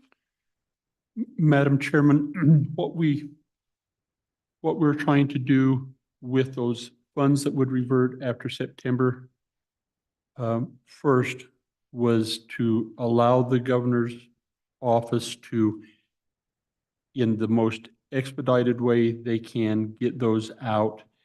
And really, we have two priorities. We say one is mental health, but we don't prescribe how much of it has to go there. And then when it says any other project, that does not exclude YDOT. So if they can find a project, and our rationale on this, committee members, is we've had $1 billion and we're down to the last 30 or 50 or whatever it is. And to just kind of like we did with the CARES Act, let them get that out the door rather than sending it back. Okay, further questions for the representative? I have a question. Representative Stitt. Madam Chairman, I was more of a question directed to Mr. Fuller. On page 14, footnote 3, just so I understand how that works. The $21 million in water and sewer, the idea is that this money is essentially going to be used to supplant, replace, claw back water development funds that were already awarded to previous grant recipients that have not yet been spent. And this $21 million is not going to go to any projects that had not been awarded in the past. Isn't that true? Mr. Fuller? Yep, Madam Chairman, Representative Stith, largely correct, yes. I couldn't speak to the mechanics of the water the use or disbursement or appropriation of the water development funds, but that generally describes the process that's contemplated in this footnote. And Madam Chairman, just as a comment, I want to thank Representative Larson and Walters for working on this, because I think it's a kind of an elegant solution. Because my goal, Rollins is not in my district, but one of my goals, because they've got such bad problems with their water lines, was to try to help Rollins, but it turns out the timing is just wrong, and we couldn't help Rollins by giving them money directly right now if we wanted to. It just doesn't work for them because they couldn't obligate the funds by the time limit. But this mechanism actually may help the city of Rollins and others in the future, because we claw back Water One money that's then available later for later water transmission projects. So I think it's a quite elegant solution. So Thank you for bringing that to our attention, Representative Stith. Representative Larson or Co-Chairman Nicholas, comments about that? So I have an amendment to the draft on page 16. We'll move the bill draft here in a minute. Okay. We're doing questions on it, so hold that. Representative Henderson? Thank you, Madam Chairman. My question goes to the same footnote, and really it deals with the potential for any clawback. So my understanding reading the footnote is that unused dollars revert back to the water accounts. Are they also under the constraint of being obligated, by the final deadline? Mr. Fuller? Yeah, Madam Chairman, Representative Henderson, is the question whether the ARPA funds would be subject to the deadline or the water development funds? Representative Henderson? Madam Chairman, thank you. Well, either or. I mean, if that was a solution, if that's legal to do, then why wouldn't we do more of that now and know more for sure where we have them reverted to? If you see what I'm saying.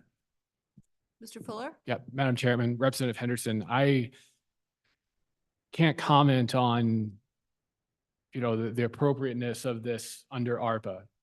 The ARPA funds that would be appropriated in this section of the bill draft must be, as is true with all ARPA direct funds, must be obligated by December 31, 2024.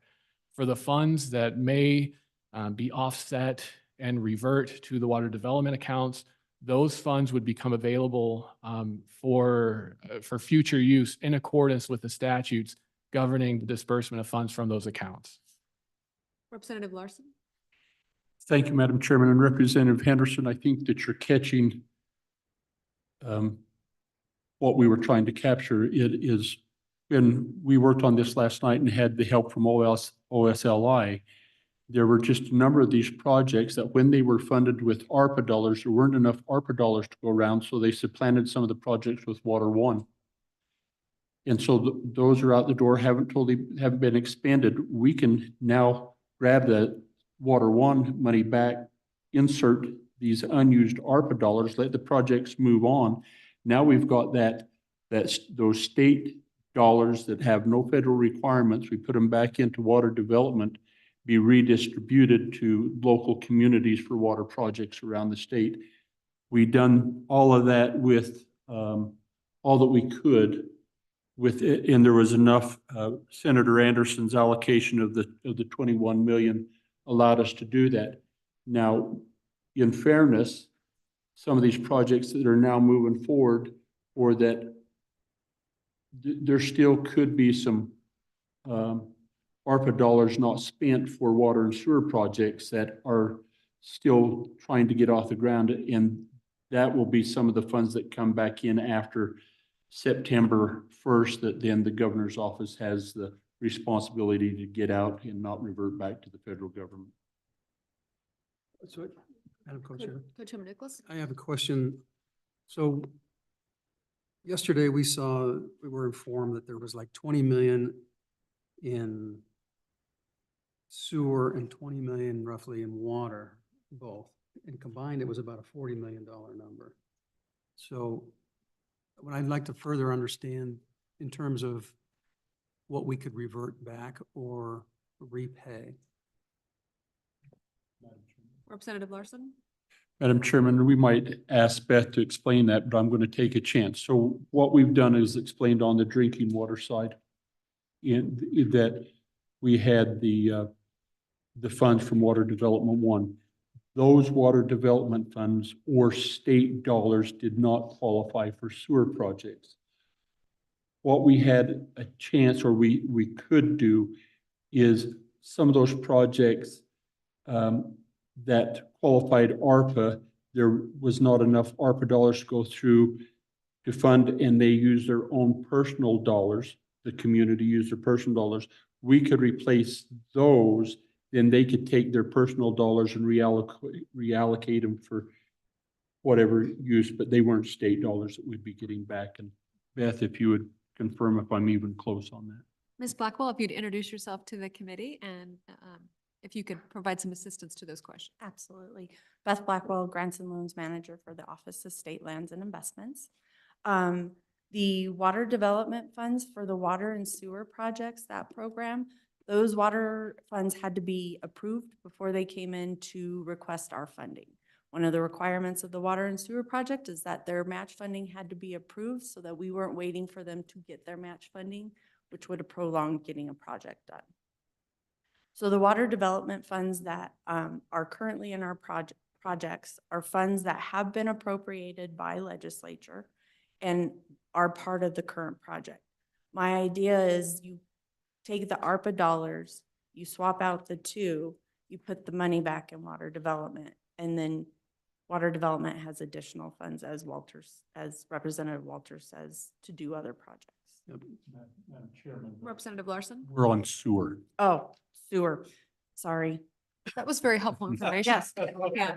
sorry. So It would be needed anyway. She stayed with us to the bitter end last night. I have no doubt. Yeah.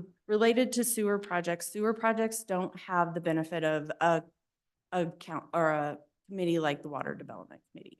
So they don't have the state funds put into that pot. However, with our sewer projects, a lot of the match funding came from the applicant's own funds. The thought is if you go in and replace their own matching funds with ARPA dollars, their funds can then cover the inflationary costs. So then they wouldn't be coming to the inflationary pot to get those funds. Or if their project is fully funded with those ARPA dollars, they can then take their own funds and do another project, do something else with those. So Beth, in that regards then, we were bouncing around that there was, for example, if we change the 21 million that's been proposed to 31 million, and because it covers sewer as well, then you could effectuate that if we do that. Is that fair? Ms. Blackwell?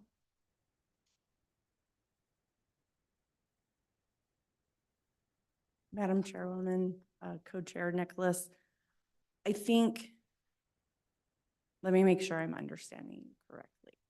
So if we went in, if you gave me $31 million, approximately 20 million would go to water development, leaving me $11 million to do The sewer component. the sewer component.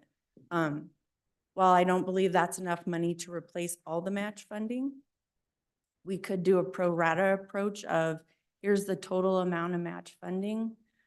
That your project makes X percent of the total funding, and then we could award that 11 million based on those percentages to those projects. And so in terms of timing, when do you need to know that? How much is allotted? And let me, my follow-up question is, if we have $80 million in here instead of 52, and if we proportionately allocate, so in other words, if we put in 11 million that's directly just to sewer for repayment, and then we have 90 million, so that, what that would do is almost double the amount of money. So it would go from 11 to 20. Would that, are there enough funds that, to be, do we have, is that too much money? Is my thought, my question. Ms. Blackwell? Madam Chairwoman, Co-Chair Nicholas, I believe when I calculated that number yesterday, it was around 23 million, I believe, is what the dollar amount of the cash match for just the clean water and those combined projects that have clean water and drinking water in them.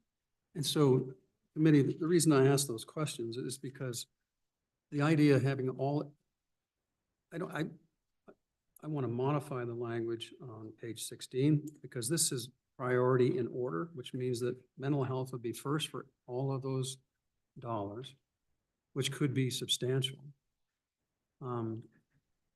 So I don't think that I think that should be an either or, so that there is no priority amongst them. So my first amendment would be All right. after. You can signal that now. Remember where we are in the process to make sure we don't get confused and or start zeroing in on a section. Just doing an explanation of the bill for the committee to understand, working through the explanation of those footnotes. We brought up Ms. Blackwell to provide an explanation of those footnotes. Hold tight. Okay. If you want to signal your motion. Madam Chairman. I know you're jumping ahead because you're swimming in the deep end. Senator Anderson? Madam Chairman, Ms. Blackwell, this eligible water and sewer projects, 21 million, we didn't set that aside specifically for water or sewer. It could go either way, depending on what is brought forth, correct? Ms. Blackwell, if you know. I don't know. Mr. Fuller? Madam Chairman, Senator Anderson, could you just repeat the question? I'm saying that eligible water and sewer projects at 21 million could all go to sewer or all go to water. We're not specifying. So, Madam Chairman, Senator Anderson, as a matter of policy, certainly the committee could decide that. As drafted, though, it would only go for offsetting water development, state water development account funds, as currently drafted. All right, committee, further questions on what the ARPA bill currently says? We know Co-Chairman Nicholas has some ideas to amend it. We'll keep everybody close by, including Mr. Fuller. Further questions for Ms. Blackwell? Just stay there. I anticipate some motions, and so your expertise will be helpful. Further questions on what the current bill draft says? I have a question. Question, Co-Chairman Nicholas? So Brian, would you take me to the language where if there's, let's say it's 80 million instead of 52 million? How is that distributed? And when? Yeah. Go ahead. So Madam Chairman, Chairman Nicholas, there's two, I guess, sweeps, for lack of a better term. The Yep. first would be on the date that this bill takes effect. And that would be any unappropriated funds. So that would be the approximately 626,000 that has not been appropriated. And then the amounts that are decreased in the tables in this from the past two bills in this bill. So that's kind of sweep number one.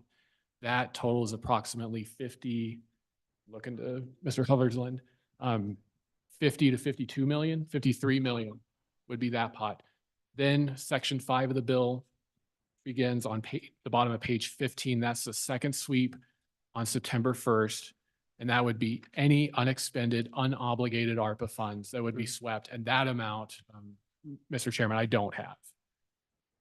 Yeah, but where does it go? So, yep. So Mr. Chairman, so that sweep would go to the governor, and that's where you would get the two priorities. So mental health first and then anything else. So, Chairman? Let's see, one follow-up from Co-Chairman Nicholas. So my question then is on that sweep, what would be the process if because that could be 30 or $40 million. And all we're doing is saying is mental health or other projects. And so it's probably a question for you, Beth. If we added a section that, or expanded the water and sewer to include, or just had a sewer section, could you then take those, say, $30 million and take 10 of it or 15 of it and refund the sewer dollars? Ms. Blackwell. Madam Chairwoman. I'm sorry, and do what to the, Refund the refund- sewer dollars that we were just talking about. In other words, you're paying back the contribution by the communities with their own money. Ms. Blackwell. Madam Chairwoman, Co-Chair Nicholas, I believe we could, as long as they had sufficient invoices to support the request of the additional funding. and Mr. Co-Chairman? Oh, there's a couple of other people ahead of you on this line of topic. Representative Stitt. Mr. Chairman, Brian, on page 16 in section 5, the line 17, was the reason that mental health programs are put there as a priority because essentially it allows us to take the extra money left over and essentially supplant general funds with ARPA funds so that we have a positive savings of general funds that comes back to help us, and then it's easy to implement, and that's why it's happening here at the last. Is that why we're doing it? In other words, there's a, Representative well, Larson. is that what it does? Is that what it does, Mr. Fuller? Madam Chairman, I'd probably defer to Representative Larson. I think that was one of the intents that was discussed for that. Representative Larson, do you want to talk about why mental health is priority number one? There's two thoughts. One is it's a Treasury has identified that is a very easy place to put ARPA dollars, and they're free to flow there. So we're just trying to make the path easy, and its priority. But there's, whether you supplant federal dollars or existed into for contracts for programs that exist, there's just a variety of ways that can happen. Follow-up? All right, seeing none. Senator Kinski? Okay, no. Further questions about what the bill draft says or does directed to Mr. Fuller or Representative Larson? Representative Larson? I have a question, Brian, on that language, when we talk on page 16, sorry, Madam Chairman, on page 16, where we say, starting line 14, and in the following priority order and subject to the following conditions, we have those two. Does that mean that all mental health stuff has to be done before the others are considered? Or does it just say that these are our true priorities and use it within them? And so in essence, we're saying take and get rid of it. Mr. Fuller? Yeah, Madam Chairman, Representative Larson, I think the way it's drafted, there are no conditions that are specified in either paragraph. So the directive to the governor would be prioritize mental health projects and then any other projects or uses. How that exactly is implemented, there's no further language to guide. Could involve, Madam Chairman, could involve sewer and restoring funds back to communities for their local contributions. Madam Chairman, Representative Larson, under paragraph 2, correct. That language Actually, that's is- not correct. Madam Whoa, Co-Chair. whoa. Okay, we got This it. says, Co-Chairman Nicholas? first you will consider all mental health as a priority number one is what this, the way this reads. And then after you do that, you go to all other. That's the way I interpret this, and I think any court of law would interpret that.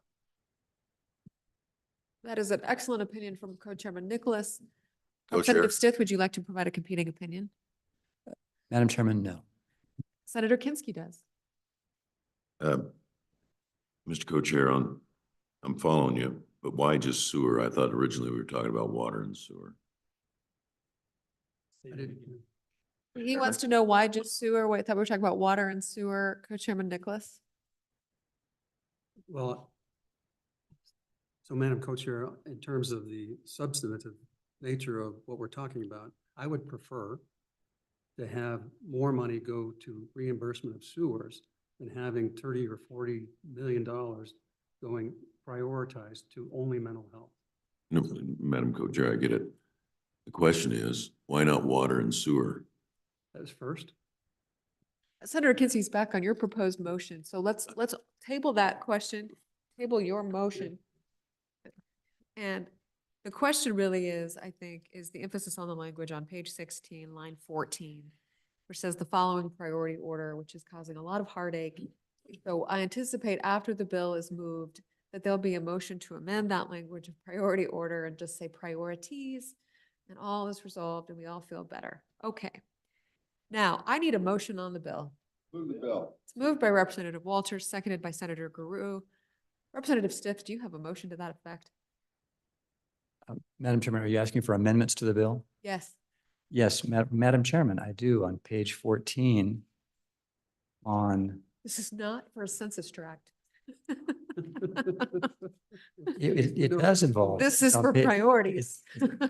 It's on line 13. Insert a new line. Well, I apologize. It would be up on line 9, between lines 9 and 10. It would be into agency 1, that is to the governor's office. It would say ARPA projects. The amount would be $3 million. And then the footnote would say that these funds may be used for non-water, non-broadband, ARPA eligible projects in a qualifying census tract along the I-80 corridor, and applications for such funds must be submitted by May 1, 2024. And any funds not obligated on or before August 31, 2024 would revert as provided in section 5. Is there a second? Oh, Representative Sherwood. Madam Chairman, and I so appreciate the second. If the governor does not like this, again, these funds would go to the governor's office. If the governor doesn't like it, the governor takes no action. We only have 2 census tracts in the entire state that would qualify for this particular motion, this amendment as drafted. And Round of so, applause for Representative Stith for endurance. Madam Co-Chair. Again, part of the purpose of the ARPA Act is to help qualifying census tracts. And I think it's really strange that we would just exclude them. These are by definition poor neighborhoods. Madam Chair. Senator Kinsky? On and against, we're opening the door. I mean, people on the floor are bright enough to start adding in their own special projects with language like this. I'm afraid once it starts, there'll be no stopping it. This is a new project. I'm now emailing people saying, we are not putting anything in there that involves going out to build anything new, design anything new. We're trying to get this money out the door for existing stuff. I'm just afraid we're going to open the door to just a whole round of people putting new projects in. Thank you. Senator Guru. Thank you, Madam Chair. Just a question for the bringer. The way I read page 16, where you have, after this last sweep, the governor has the authority and has the ability to approve a project in a census tract district on the I-80 corridor with the unexpended money at the sweep at that point. Isn't that true? Madam Chairman, Representative Smith? Senator Gru, if we fix the priority language, if we alter the priority language, then yes, that would be true, but the timing is going to be very tight because all of this will happen after. What happens in Section 5 happens after September 1st. Further discussion, Representative or Senator Guru? Madam Chair, thank you. Read the room. As I read on page 16, line 19, all other projects or uses eligible under the American Rescue Plan identified by the governor. And that would include your project. And Madam Chairman, Senator Gru, that's correct. It's just that the current draft is going to, as Chairman Nicholas has pointed out, the current draft, if drafted, if not changed, all the money is essentially going to go into mental health. Well, Representative Smith, you were asked to make a motion to fix that. Instead, we're talking about census I tracts. have that. So is there a question being called on Representative Smith's motion? Question. Question having been called, all those in favor of Representative Smith's motion, please say aye. Any opposed? That motion has failed. It is Madam- disposed of. Co-Chairman Nicholas. So I have a motion on page 16, starting on line 14. After the date, December 31st, 2024, comma, 4, semicolon. And so then eliminate the rest of that line and the rest of line 15. Is there a second? I'm not done. No, just make it simple. No. No, we'll do another one. Let me do Make it my complicated, make it complicated. Closer to your mic, closer to your mic. Okay, and then turn Romanet 1 into Romanet 2, and then the following one before that, and then or after that. Then the bottom one would be Romanet 3. Romanet 1 would be reimbursement of sewer funds. And I need that, whatever that, how you would call that. Previously awarded sewer funds contributed by the applicants, I think would be basically the concept. Is there a second? Second question. I have a question. Discussion on the amendment. Senator I have Kinski a would like to discussion discuss the question. amendment. I don't get it, I seconded it. I don't get just sewer. Don't you mean water and sewer? Well, as it's currently drafted, that 21 million is going to water, not sewer, and not reimbursement for the sewer. So we either have to modify the whole thing, or by adding sewer here, we go to the subject that Beth just testified to, that they could go in after October 1st, review all the applicants on that component where because they didn't pay for it as part of the app, but is eligible, and reimburse all of those applicants for their sewer costs that were in the application but denied. Couple of things to think about. Okay, Most Senator of them. Kinski, I appreciate the conversation occurring directly between the two of you. Which is roughly $23 million that we know of that would be. The problem, you two are having a conversation about water and sewer. Bring the rest of the committee along. This will be a much pleasanter process. Madam Co-Chair, I have a question for the sponsor of the. Senator mayor of the Kinski. amendment. Please. Most projects are water and sewer. And I wonder if it doesn't make sense, since they got to go through all the projects initially to get water, does it make sense for them to go through them all again to get sewer? Maybe that first line should be water and sewer, and then this is a second round of. Ms. Blackwell, I'm going to direct a question to you because I think you can illuminate this, and I think we've touched on it already in your previous explanation. If everyone would listen to the current conversation happening, rather than focusing in on the piece that you care about, it would be really help to drive this conversation along. Ms. Blackwell, back to page 14 and understanding those footnotes, and why, can you help explain why Co-Chairman Nicholas is focusing in on just replacement of the sewer projects? Madam Chairwoman, the sewer projects do not have the benefit of having a commission like the Water Development Commission that provides grants to them to help fund these types of projects. Most of our applicants who applied for sewer-related projects have their own funds as their matching funds in the project. Therefore, if you forgive, with the water side, you're taking the money and putting it back into water development. which helps the state Okay, with, Madam Chair, I get it now, Bob. I follow you. Ms. Blackwell, you can complete your sentence. Does this work? The other question. Madam Ms. Blackwell, if you Chairwoman. could complete your sentence. Yes. Then Co-Chairman Nicholas has a question for you about whether or not his proposed amendment language works with how your process works. Correct. So water development funds get replaced. On the sewer side, it's mostly their own funds. So if we replace those funds, they can then use the funds that were originally committed to the project to cover either inflation costs, so they're not coming to that pot of money, or to fund other projects in the future. And Madam Chairwoman, Co-Chair Nicholas, I believe it is doable. All right, there's a motion on the floor of Representative Nicholas. It has been seconded by Senator Kinsky. Further discussion, Representative Stitt. Madam Chairman, just a clarification. I don't think I correctly heard the first part of the motion. Does this fix the issue with our priorities? It does. Okay, thank you. Madam Co-Chair, Senator Kinsky. Representative Nicholas, the three Romanettes in order were, Romanette 1 is the sewer, Romanette 2 is, The Romanette 1. mental health. It and just and moves then, 2 and okay, 3. and then 3 is anything else the governor can throw at it. Okay, And Madam, there's an or in there. So none of them are prioritized. gotcha. Representative Walters. Madam Chair, I need to clarify that. I thought the all other projects became number 1, then the mental health, then the sewer. That was not the Just original. opposite. Why don't you provide your motion again, Representative Nicholas, as it is As to that, complex? It's particular issue on Romanet. 1 is the sewers.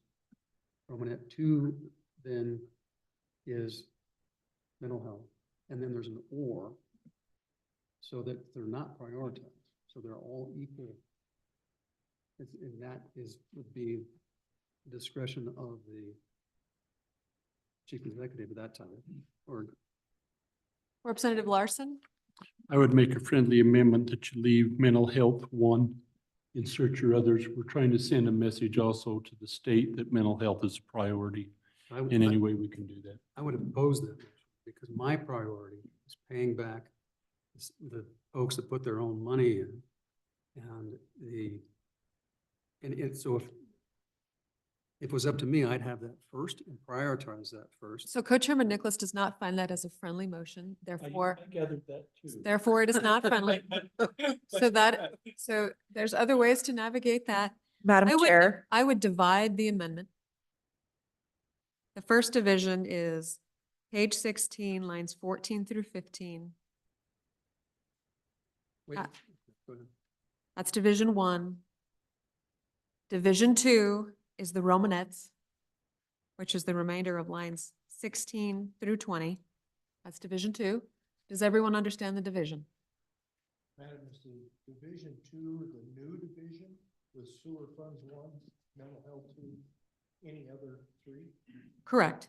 I'm dividing Representative Nicholas's motion, his amendment, into 2. So the first division will read, which is Representative Nicholas's motion. On line 14, it reads December 31st, 2024, 4, colon. And then the remainder of lines 14 and 15 are stricken. That's division 1. Question? Question having been called on division 1, all of those in favor, please say aye. Aye. Any opposed? That motion has passed. There's no longer a priority designation in the bills or in the bill. So now division 2 is Romanet 1, which reads as follows.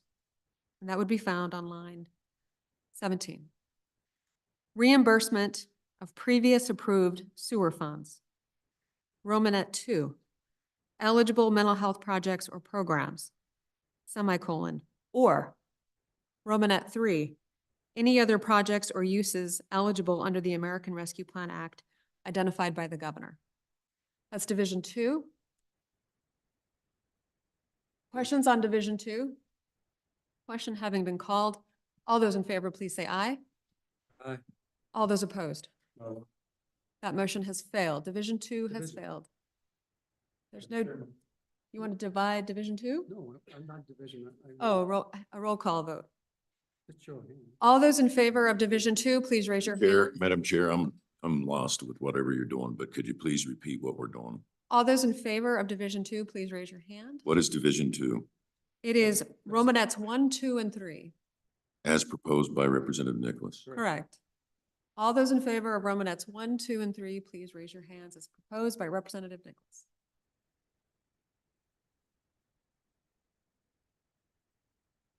All those opposed to Division 2? What's that vote? 6-6, that motion has failed. Division 2 has failed. Any additional amendments on the bill? Representative Larson. I would put eligible mental health projects as 1 and the sewer as crafted by Representative Nicholas as 2, and then 4, Romanet 3 as he outlined. That's been moved and seconded. As a reminder, there's no priority designation as a result of the passage of Division 1. So the listing of those 3 is just the focus of attention for the governor. Madam Chairman, Representative And- Stith? Representative Larson's motion is new because he's adding sewer back in, correct? Yes. So, okay. So Representative Larson wants mental health as Romanet 1, sewer as 2, all other as 3. Question, Madam Chair. Question having been called is on Representative Larson's motion, please. You have a question. I just want to be clear that we're using the words water and sewer. No, just sewer. Okay, thank you. Madam Chair? Senator Guru? Thank you. I'm against, and just to kind of as a way of explanation, I thought the way it was originally written gave the ultimate gave flexibility to the governor. I think it's going to be incumbent in this process that the governor has as much flexibility as possible. So that's why I'm against adding any new priorities, any new lines, because each time we add a line, and then when it gets to the floor, it'll lead to adding more lines. And then every time we add a line, that increases the chance. If you start with the precept, and I thought every time I've talked about this, I thought we started with the same precept that we want to get every dollar put out in the right place or any place that actually is acceptable. But sending any money back to Washington because we were messing around with priorities, and even at that last minute, any hiccup, any chance, that money will go back to Washington. And that's what we didn't want to do. And the fact that if people who feel that we used our grandchildren's inheritance to fund this ARPA project, we owe it to our grandchildren to spend it correctly. Representative Thank you. Larson? So, Madam Chairman, I'd like to amend or restate my amendment in, Are you withdrawing your motion? I am withdrawing my motion. And you have a new motion. Thank you, Madam What's another Chairman. bill? And, and I would just say that for priorities and just have for any other project or uses eligible for the American Rescue Plan identified by the governor. Second. So what is it right now? So he just, so can it be reads, anything yeah. that they find You approved. take everything out? Yeah, except for that third one. So it reads as follows, committee, which is all moot because there was no priorities, but Right. that's okay. No one's listening. So it says, page 16, line 14, December 31st, 2024, for any other projects or uses eligible under the American Rescue Plan Act identified by the governor. It's as broad as it could possibly be. That's the motion. That is. Discussion on the motion. Madam Co-Chair. Co-Chairman Nicholas.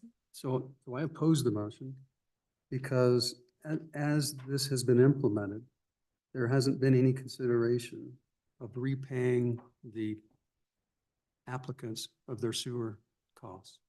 And unless we direct them to consider that, I don't think it will be considered. So I just think it needs to be in there because so far it's only going to replacing the water account. It's not replacing sewer dollars from the applicants. And unless we direct them to do that, I presume they're not going to do it. So I'm opposed to the motion. Representative Stiff. Madam Chairman, I'm in favor of this motion. I believe it gives the governor flexibility.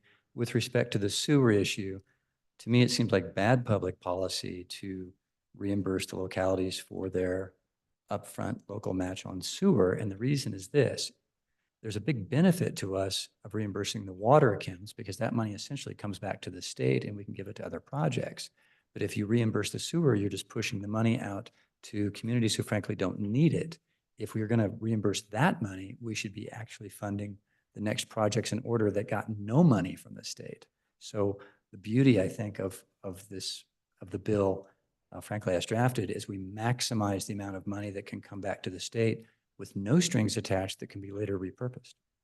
So on and for the motion. Senator Kinsky.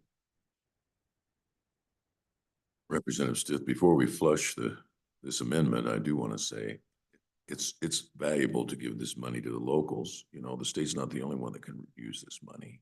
I get it. The water account is important, but you know, local governments struggle to fund these projects. I think there's a certain beauty and madness in what he's doing. I appreciate it. Further discussion on Representative Larson's motion? Question being called. All those in favor, please say aye. Aye. Any opposed? No. That motion has passed. Further amendments? Madam Chairman, Representative Larson. I just a question for Ryan or Brian, and I may have.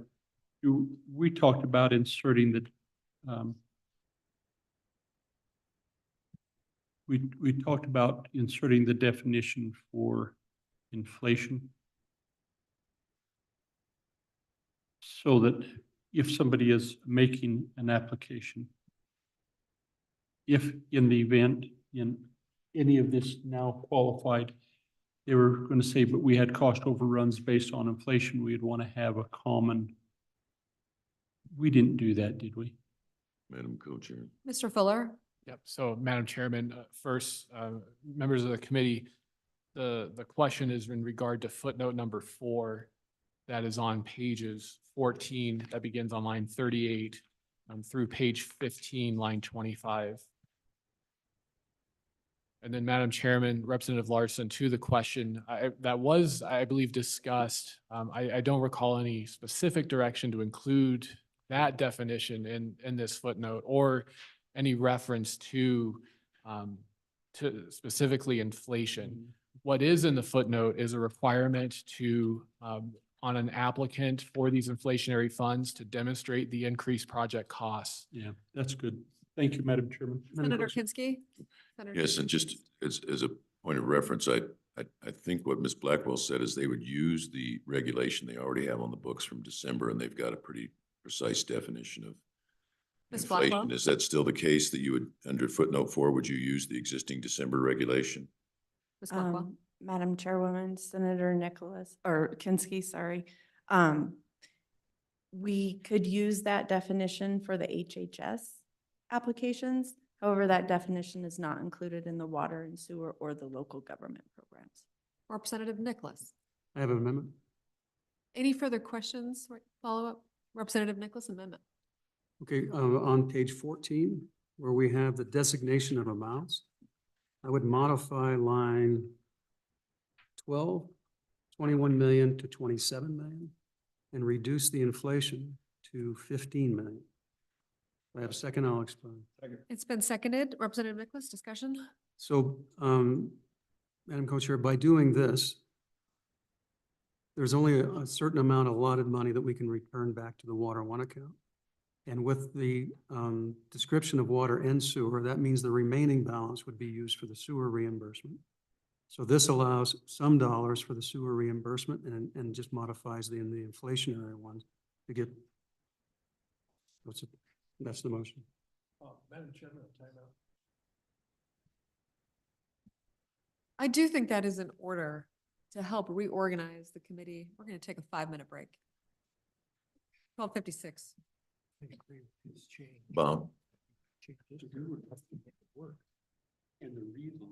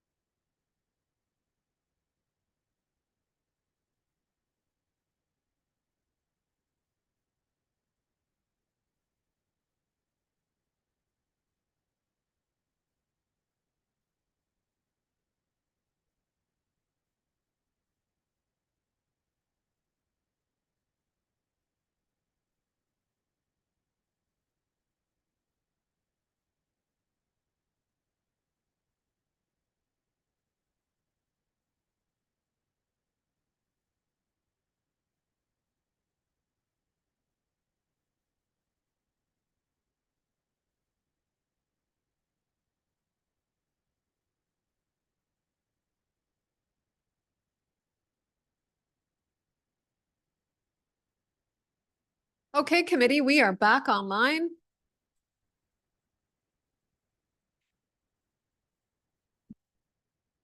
And we are back. Mr. Fuller, back to you. Yep, Madam Chairman, members of the committee, just one note. I assume the intent of that amendment would also require conforming language to footnote 3 to account for the reference to sewer as Chairman Nicholas has previously described. Senator Anderson appreciates that observation. He shares a similar concern. All right, Representative Nicholas has some clarity that a conforming language to his proposed amendment would occur on footnote 3, as indicated by Mr. Fuller. Further discussion on Representative Nicholas's motion. Seeing none, all those in favor of Representative Nicholas's motion, please say aye. Aye. Any opposed? The chair is in doubt. All those in favor, please raise your hands. Kinski is not here. All those opposed, please raise your hands. Okay, we are on a divided vote. All those in favor of Representative Nicholas's motion, please raise your hands.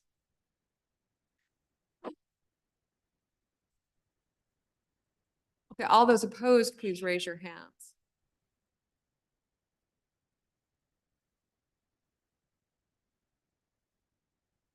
What's the vote? That motion is passed.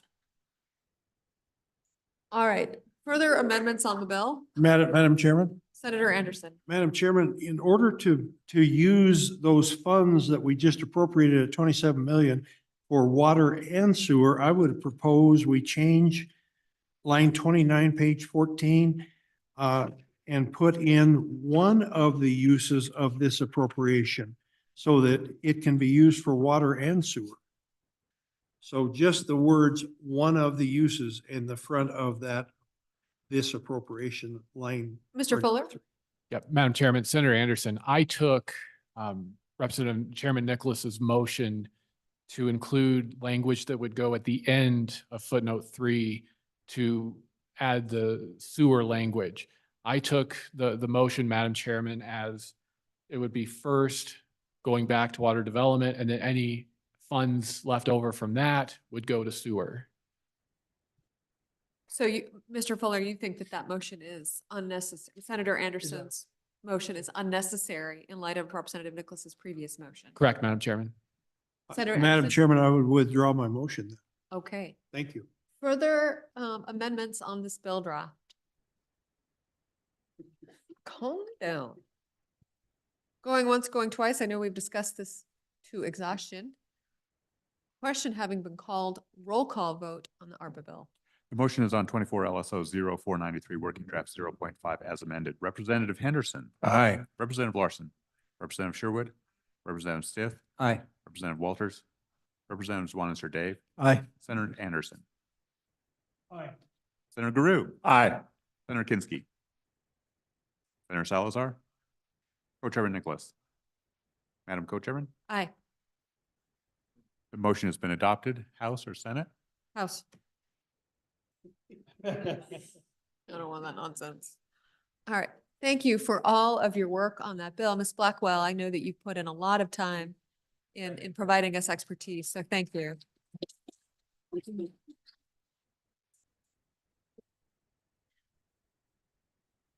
All right. Senator Kinski is leaving the building. Mr. Richards, any kind of final comments? Any things that we need to handle before we wrap this out? Madam Chairman, members of the committee, I do not. We will, in fact, I think we're already initiating the preparation of the capital construction bill, which you marked up yesterday, and look forward to the Zoom meeting on February 6th to walk through the final language on the outstanding legislation. All right, committee, I hope you're proud of the work that we have done. I think we've done really good work. I think the experience has gone well. I want to thank staff and the State Budget Department and everyone who's participated in making this budget come together. Look forward to seeing you online February 6th. Any final comments from the co-chairman?